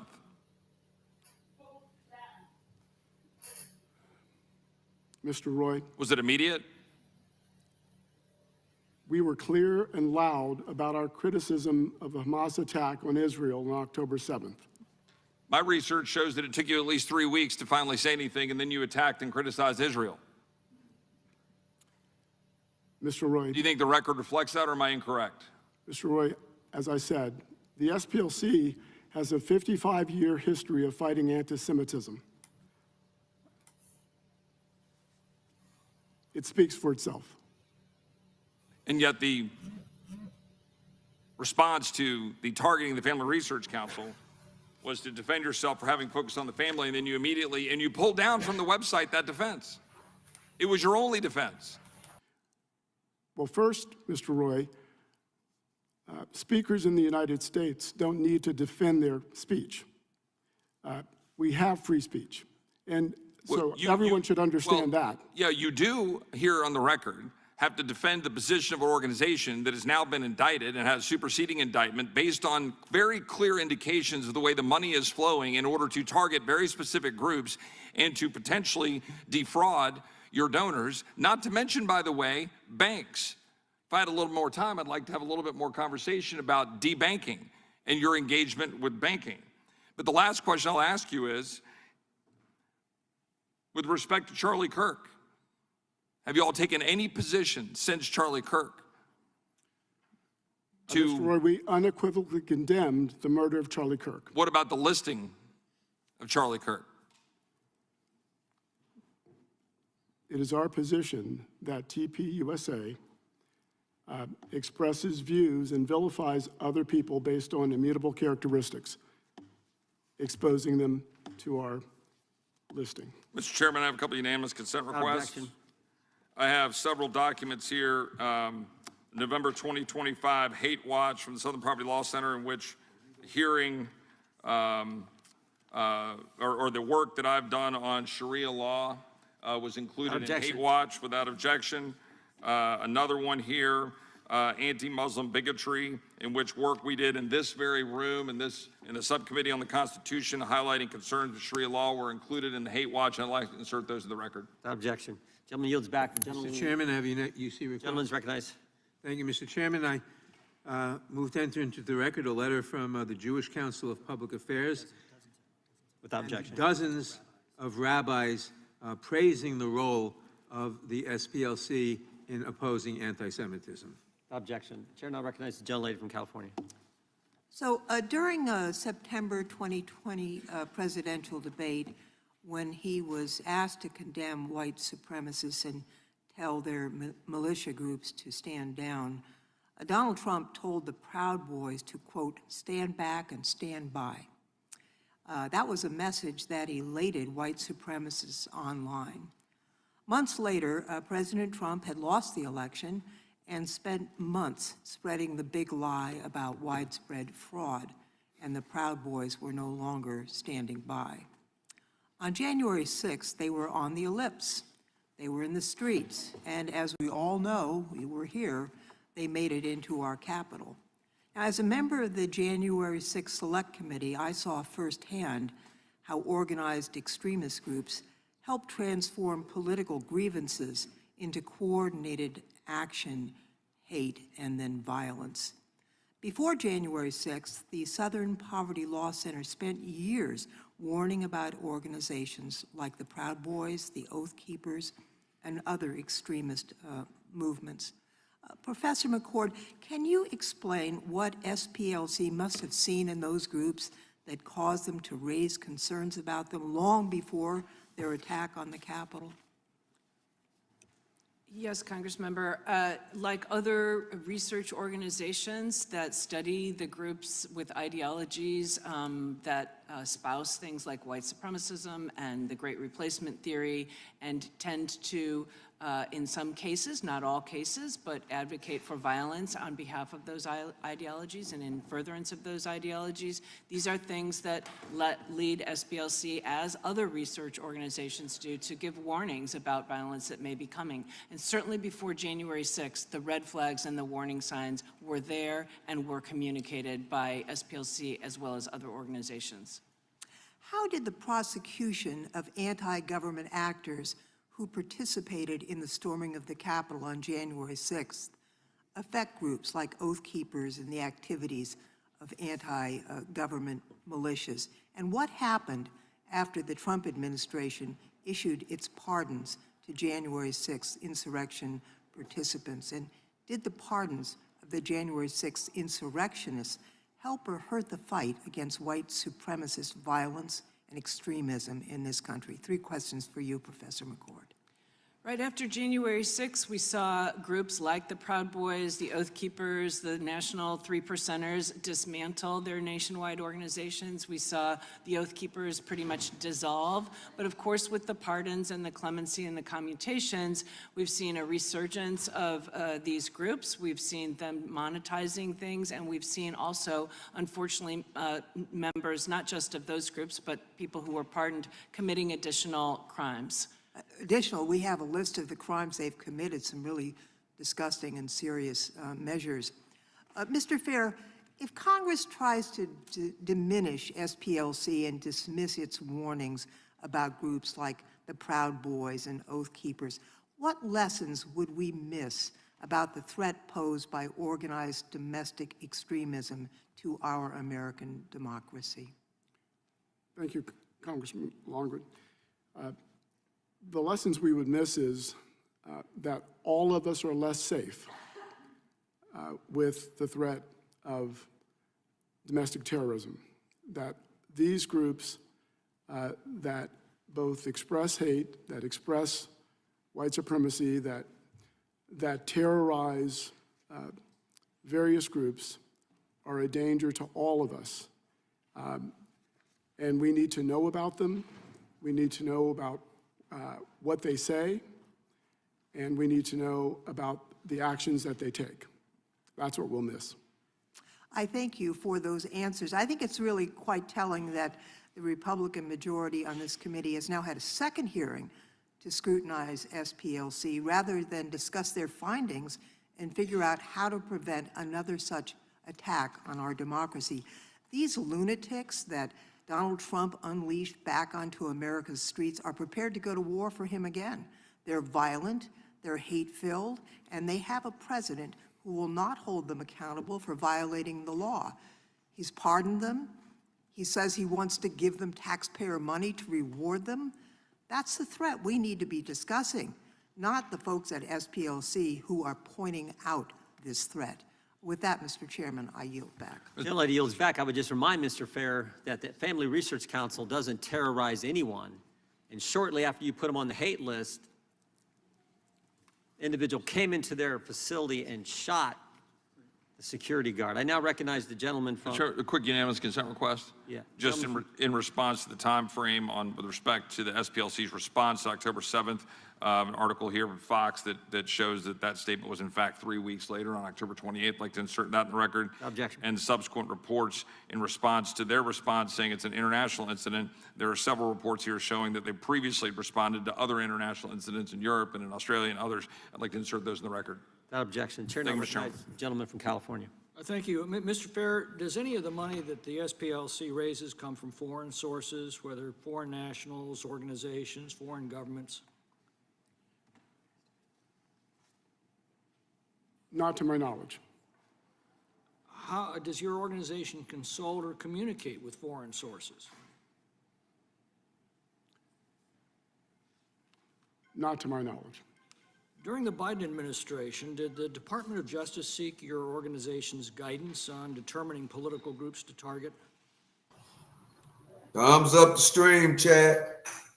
Thumbs up the stream. SPLC, Thank you, over Dean. its 55-year history, has met with members of every administration So since the its answer is founding. yes? No, we've met with every administration since our founding. Did the Department of Justice seek your guidance on organizations or individuals to target for investigation? The SPLC identifies groups based on the criteria that we've set out. One is, So the answer is yes? no, the answer is not yes. Maybe I don't understand your So question. the answer under oath is no. Did we, I'm sorry, I'm not sure that I'm following your question. Let me try again. During the Biden administration, did the Department of Justice seek your organization's guidance on determining political groups to target? Not to my knowledge. We're told an investigation into your organization's activities was initiated by the Biden administration, but then mysteriously dropped. Did SPLC have any discussions with Biden administration officials about this investigation? Mr.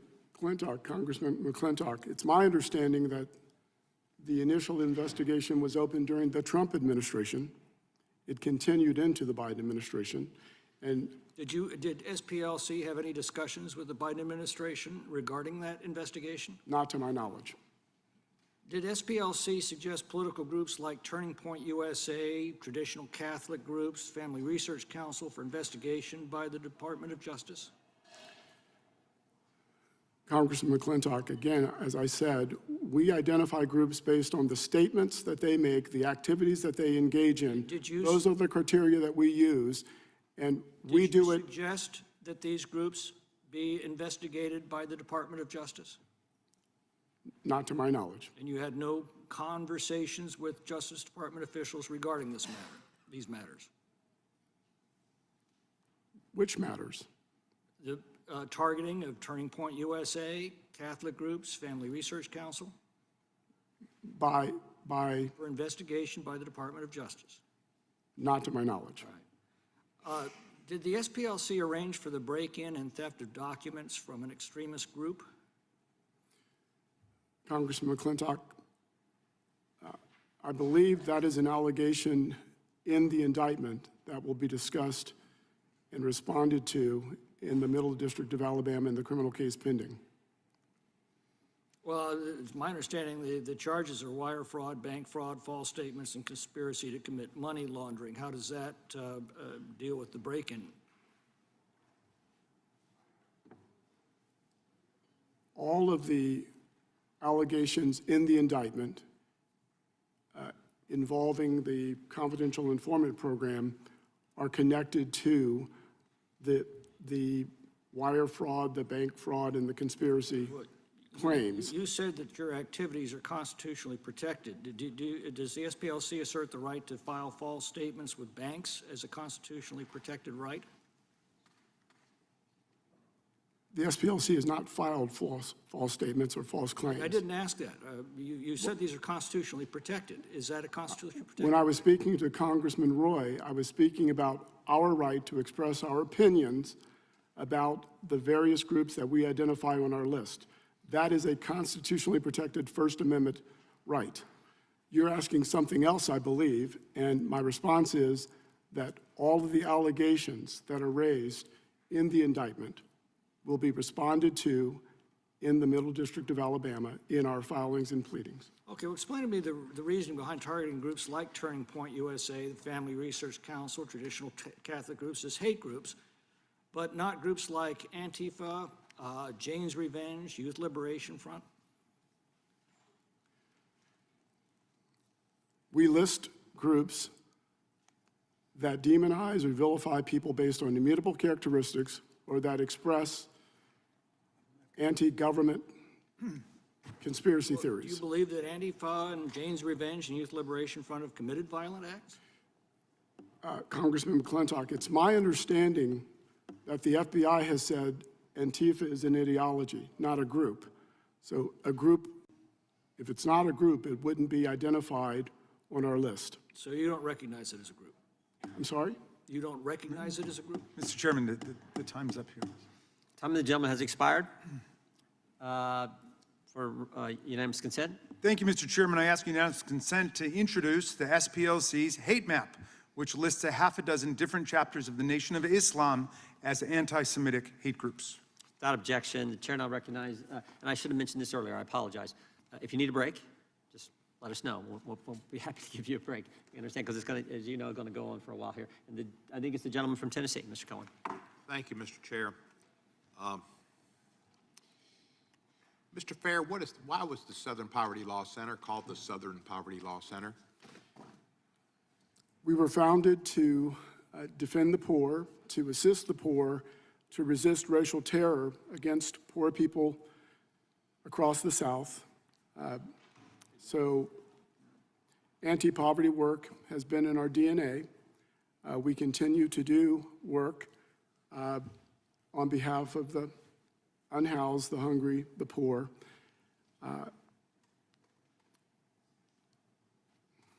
And your founders, I knew Morris Dees. I know Morris Dees. I haven't seen him in Epic for a while. And Julian Bond was a dear friend of mine.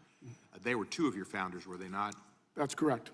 Were there other founders that people might know? The three founders, Morris Dees and Joe Levin, came together and named Julian Bond the first president. Pretty good crew. Outstanding crew. Yeah, they all should have gotten presidential medals. I tried to get Julian one, but for some reason, two of our presidents failed. Why, I do not know. So the Southern Poverty Law Center was not formed to go after international discrimination and hate. There's plenty of hate in the South. Yes. The South's abundant with hate. Our initial work was primarily focused in the South, but that work has expanded to cover the entire country. I don't understand the questioning of some of the people on the panel about suggesting the Southern Poverty Law Center is not concerned about anti-Semitism and Jewish hate. As a person who's been exposed to Jewish hate and anti-Semitism since my birth, I guess, and could get a ton of it on the Mr. Musk's hate-filled organization, a lot of anti-Semitism, which has increased lately. Why would they be asking such questions? You go after anti-Semitism, do you not? Absolutely. We've, as I said in my early response, for 55 years, we've been resisting anti-Semitism. What's up, Lord Paul? I mentioned that Republicans been donating to the KKK for years, especially in red Republican state of Indiana. In Tennessee for attacks on a Jewish center and on Jewish and African American people in Nashville. This is work that we've done, that we will continue to do. Again, anti-Semitism is hateful, and groups that traffic in it, whatever their political ideology, would be identified. In my opinion, Chad, I think both of them have. Both parties have been doing that, in my opinion. No, we have not. As a Jewish person, I welcome all faiths to come to our aid and support, and many have. Many have. But it's usually when there's anti-Semitism, the Anti-Defamation League is on it. Jewish groups are not afraid to stand up and speak out against anti-Semitism, but none of them have contacted you. Nor are we afraid to stand up and speak out against anti-Semitism, Congressman Cohen. What's going on in our country is really scary, and what Ms. Lofgren said was true. We're looking at a president who said, stand by, stand up and stand by, or stand down and stand by. And he has pardoned the people who committed treason against our country, violence against police people, and desecrated our Capitol. They were convicted or pled guilty, and he pardoned them. And now he wants to give them money. And he may not want to leave come January 2029. And he's got his army prepared. I wouldn't be surprised if a lot of people in ICE aren't J6ers. And that's why they wear their masks. They're not worried about COVID. Not really, no. They're hiding themselves from the public, and there's a reason for it.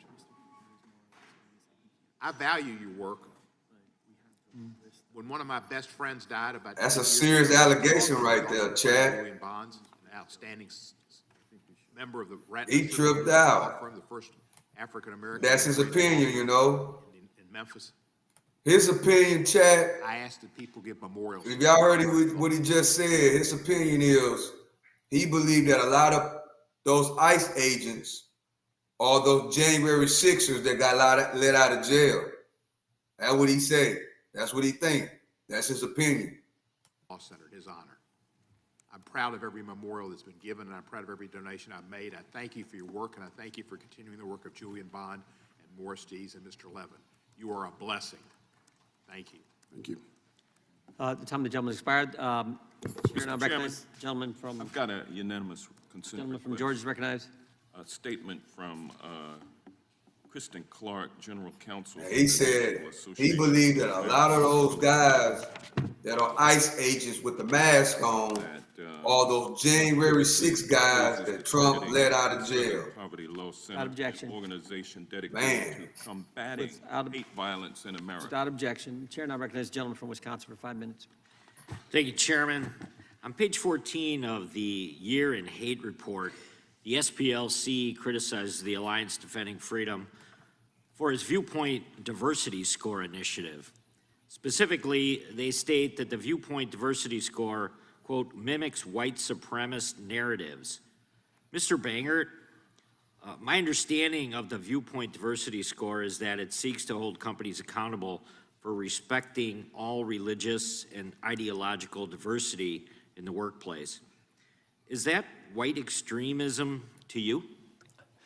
Thank you for your question, Congressman. Absolutely not, and that allegation is preposterous. ADF works through its Viewpoint Diversity Score initiative, as well as through all the work that we do to defeat censorship by preserving freedom of speech. And the objection we have to what the SPLC has done with its hate map, especially when it comes to groups, conservative, pro-family groups like Family Research Council, TPUSA, Moms for Liberty, ADF, is that they work to defeat free speech by they work to defeat free speech by eliminating those groups from the public square entirely. And that's the distinction between the hate map and the work that ADF does. Well, I think I know the answer to this, but I'm going to ask you to maybe elaborate. Is it fair to say you disagree with the SPLC's designation of ADF as a hate group? We strongly disagree with that completely slanderous definition. Very good, thank you. Dr. King, do you think conservative groups advocating for viewpoint diversity is racist?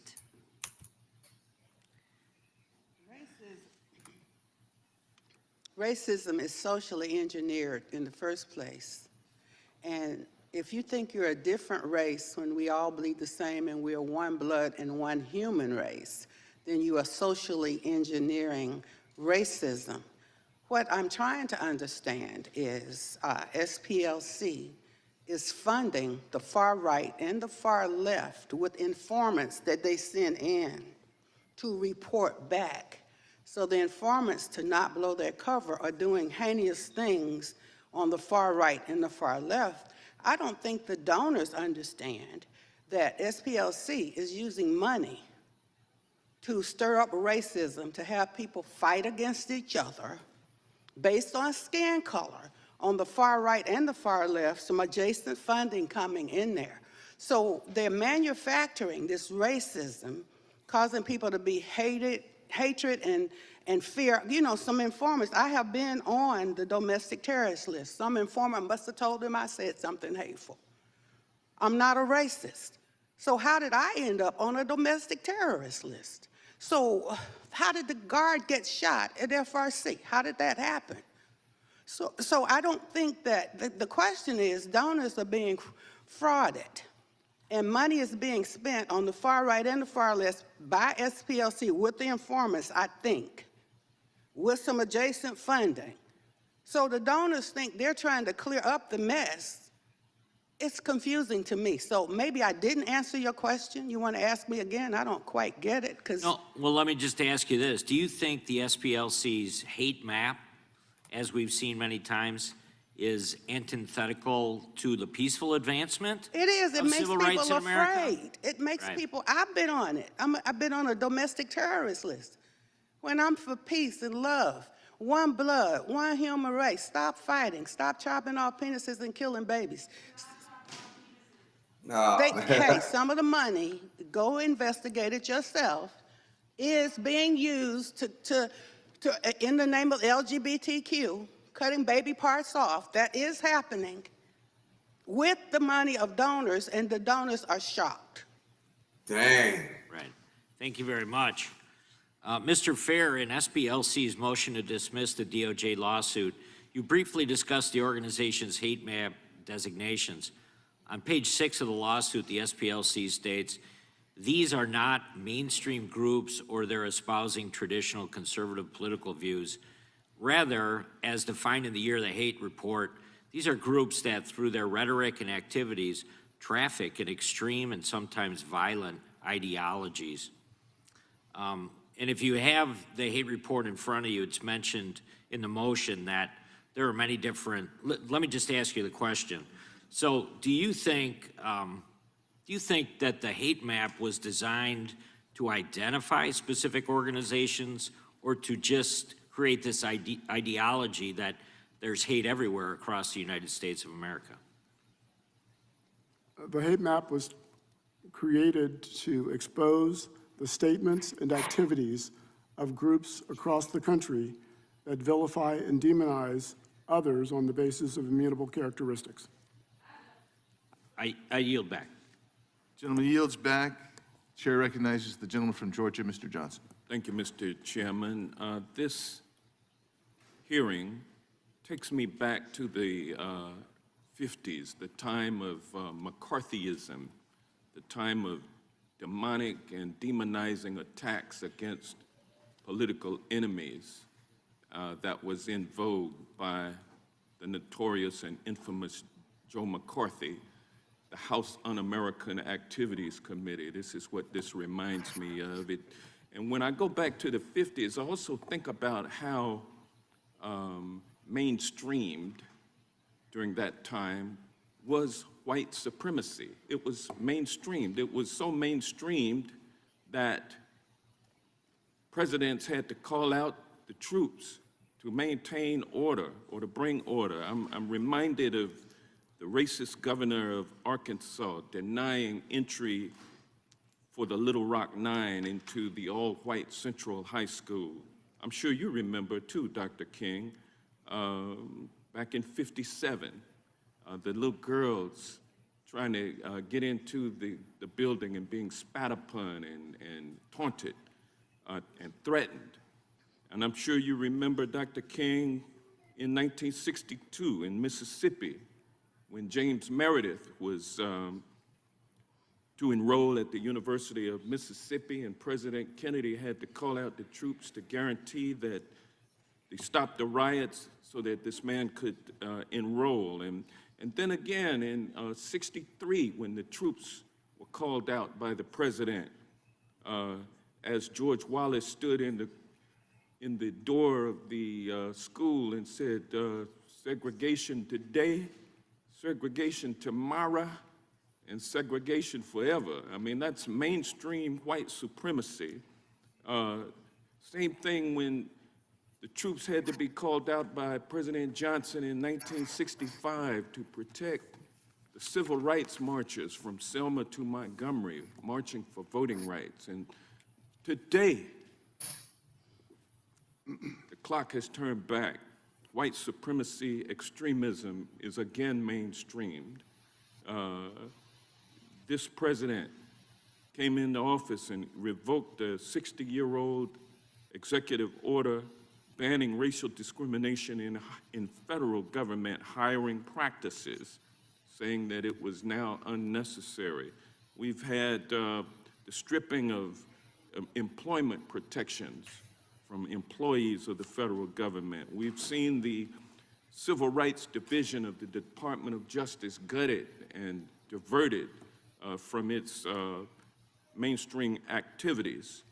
And at the same time, we have experienced we've experienced attacks on the rule of law.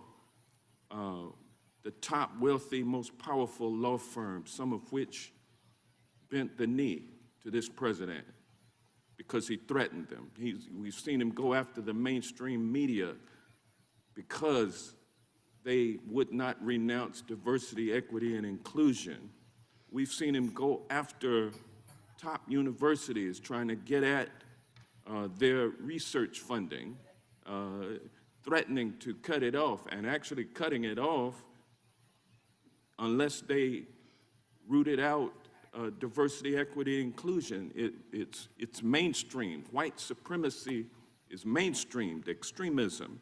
Nonprofit corporations have been attacked, like the SPLC, organizations that offer legal assistance and provide advocacy for victims of white supremacy and racial discrimination, organizations which advance the cause of civil rights and voting rights for Black people, like the SPLC does. Southern Poverty Law Center is under attack because they're standing up against the erosion of our democracy. Professor Fair, America may not realize that election workers have recently faced bomb threats, harassment, and targeted intimidation simply for doing their job, and you've issued reports about that.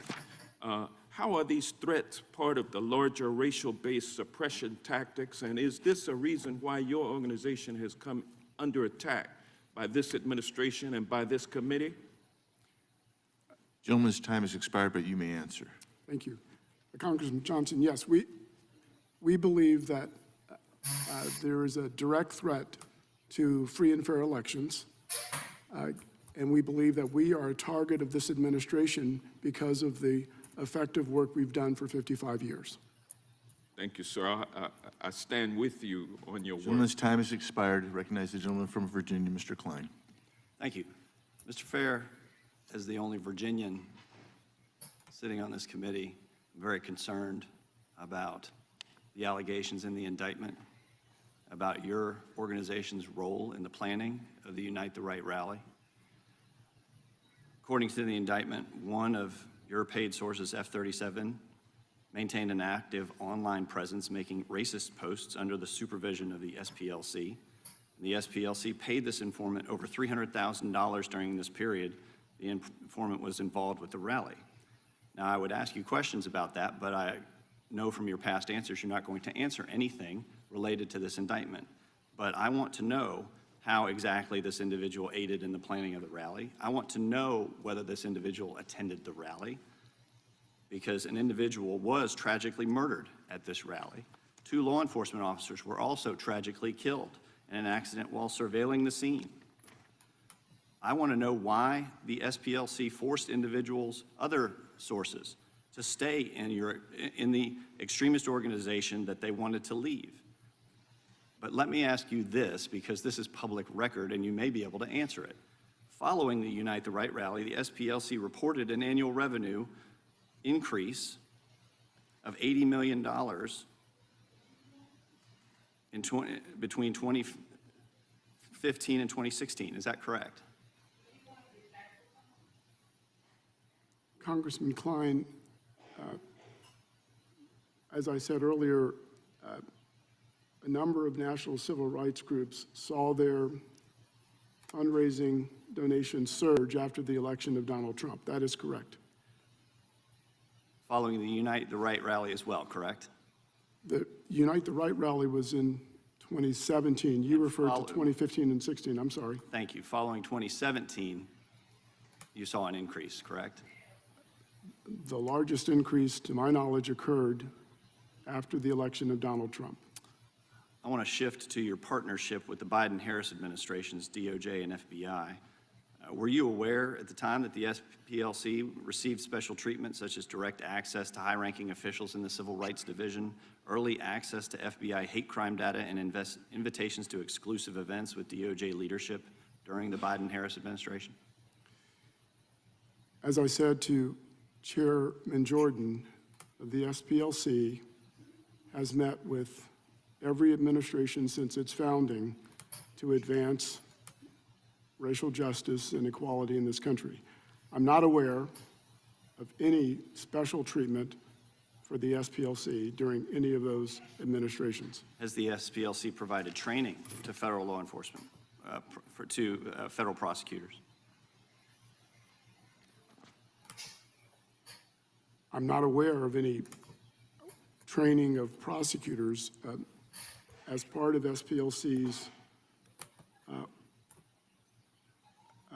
work. We did work with law enforcement and sponsor trainings for law enforcement, if that's what you mean. Thank you. Mr. Banger, how does collusion between law enforcement and partisan groups like the SPLC undermine civil rights protections for Americans? Thank you, Congressman. The problem with the SPLC is that it's trying to shut down debate in the public square. And there are numerous examples of the SPLC colluding, not just with law enforcement, but also major corporate actors to do exactly that. Of course, we all witnessed what happened with the malicious prosecutions by the Biden administration's DOJ under the FACE Act. But it goes beyond that. We've seen major corporations consistently canceling, debanking, refusing service to organizations that simply have a political disagreement with the SPLC, oftentimes on issues that the vast majority of the American public disagree with the SPLC on. And yet they're pressuring both the government and large corporations to take adverse action against those corporations simply to grind to political acts. That's not right. We've discussed how the labeling of an organization as a domestic terrorist organization weaponizes this type of activity against Christian groups. What is the problem with nonprofit organizations receiving special treatment from and maintaining a special relationship with a law enforcement agency like the DOJ or the FBI? Well, Congressman, nonprofit groups are not politically accountable to anyone. They're not politically accountable under the First Amendment. And of course, they have the right to freely speak. Of course they do. But when they use that right to persuade government actors, powerful corporations, to refuse the public square to their political opponents, that's a problem. Thank you. Yield back. Gentleman yields back. Mr. Chairman. Gentleman from Georgia is recognized. I've got a unanimous Gentleman consent state his request to introduce for the record an article from the Columbus Dispatch titled, quote, 50 white extremist groups thrive in Ohio's heart, period. SPLC indictment helps them, end quote. Without objection. Gentlelady, I'm sorry, Mr. Garcia's unanimous consent. Thank you, Chairman. I ask you unanimous consent to enter into the record this letter from the Christian faith leaders expressing their deep and abiding support for the people and the vital work of the Southern Poverty Law Center. Without objection. Economy is getting worse. The average price for a gallon of gas has almost doubled since Trump began his unconstitutional war of choice against Iran. And the top concerns of Americans across political party are gas prices, the cost of groceries, and rising healthcare costs. So perhaps it's a surprise to my Republican colleagues that the Southern Poverty Law Center is nowhere on the top list of concerns of Americans across this country. And the fact is that the factual falsehoods and ideological grievances that Republicans keep pushing in these endless hearings is all about fulfilling Donald Trump's mission of punishing perceived political enemies. So I want to be very clear, this hearing is allegedly about SPLC, quote, spreading hate, which is even more ironic given that it's Donald Trump himself who has used extreme rhetoric and gone out of his way to stoke racism, fear, and xenophobia. He has denounced Mexican immigrants as rapists. He's railed against immigration from, quote, shithole countries, his words, not mine. He has enacted travel bans against dozens of countries, which a federal court just ruled unlawfully targeted people from 39 African, Asian, Latin American, and Middle Eastern countries. And he and Republicans have tried to end birthright citizenship and have given hundreds of billions of dollars to rogue ICE and CBP agents to kidnap and disappear immigrants of all immigration statuses, including, by the way, United States citizens. But it isn't just the denigrating of Black and brown communities that's so dangerous. It is the praising, the pardoning, the condoning of extreme white nationalists directly from the White House. In Trump's America, white supremacists at the Charlottesville rally are, quote, very fine people, even after images and videos showed participants making Nazi salutes and cheering on the former Grand Wizard of the KKK. Trump then urged the same network of extremists to storm the Capitol and is still trying to implement his $1.8 billion slush fund of U.S. taxpayer dollars to pardon convicted insurrectionists, at least 89 of whom have gone on to commit all kinds of serious crimes, from child sexual abuse to reckless homicide. And he's done so over and over again, and yet he's weaponizing the Department of Justice to go after the Southern Poverty Law Center because they have dared to call out that hate and extremism, including from people within the White House, like Stephen Miller and others within the administration. My Republican colleagues want you to think that SPLC is targeting mainstream conservative individuals and groups.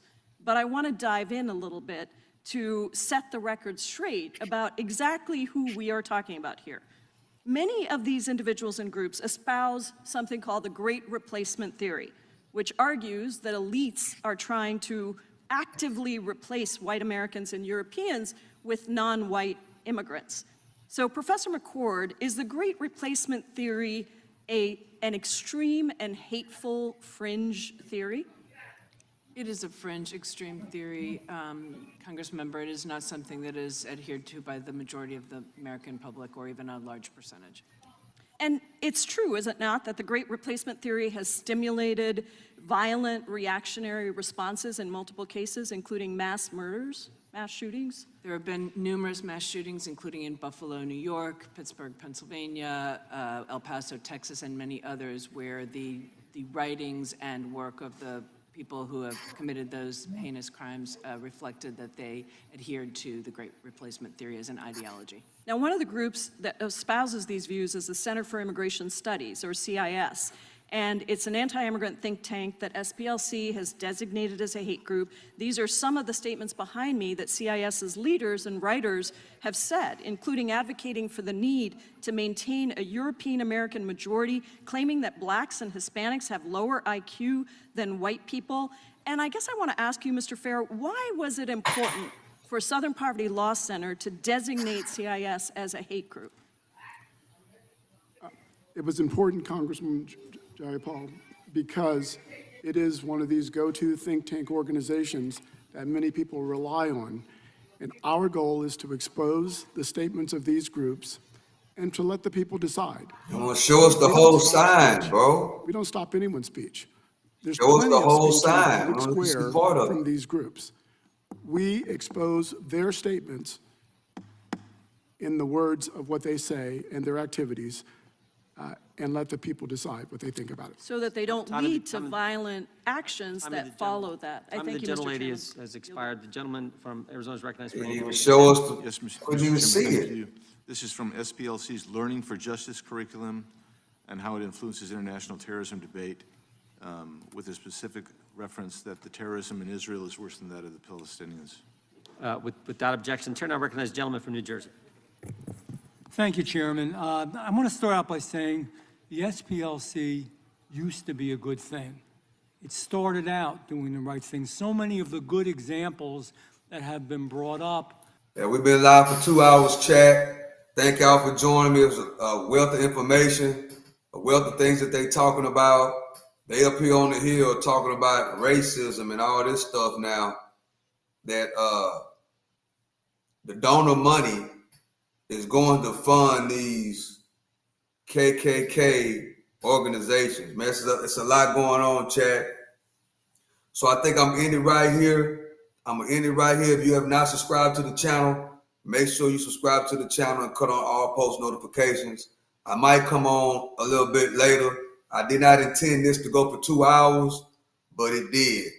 But the good thing that I can get out of this is that AI little segment that we seen at the White House about those kids putting together projects with AI, using AI, I think that was a really good thing that they did, giving out those awards to those kids, because AI is here and it's getting faster and faster and faster.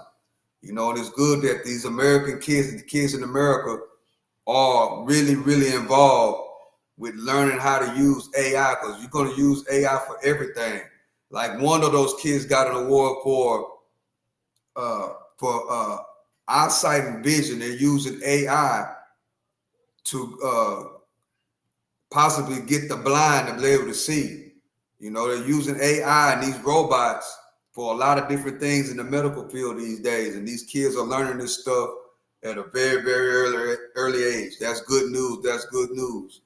So with that being said, chat, I appreciate y'all for rocking with me. We're going to look at the stock market a little bit as we get ready to exit. And guess what? The stock market is red all day. It's been dumping all morning.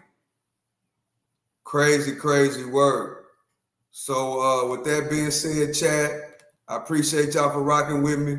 Make sure you subscribe to the channel and cut on all post notification bells so you'll know when we are live. UFC, White House on Sunday. I will be going live. We will be live streaming, hanging out. As you know, I'm the commentator. I'm all that. So if you like that and you're going to be watching it too, come hang out with your boy, the Stock Sniper, on that great day, which will be Sunday. I wish it was on the 4th of July, but it's a lot of things going on. So it's June the 14th. I think that's Sunday. That's Sunday. So with that being said, chat, I love and I appreciate y'all. Everybody that came and hung out with me for these 2 hours, I love and I appreciate y'all. Everybody that's been rocking with the channel, I love and I appreciate y'all. This is the Freedom of Speech channel. I'm your host, the one and only Stock Sniper, but we cannot be, we have to understand what freedom of speech is, right? You can't slander nobody. You can't threaten nobody. You can't assassinate somebody's character, defamation of character. You can't do that. You know what I'm saying? You can't do that. So we got to understand what this freedom of speech really is. It's an opinion. You know, you can't threaten nobody. You can't make false statements against people. You know, you can't do that. That's not freedom of speech. That is slander. You know what I'm saying? So we got to understand. We got to really understand and be mature about what freedom of speech really is. So with that being said, I love and I appreciate y'all, chat. To the next one. I'm out.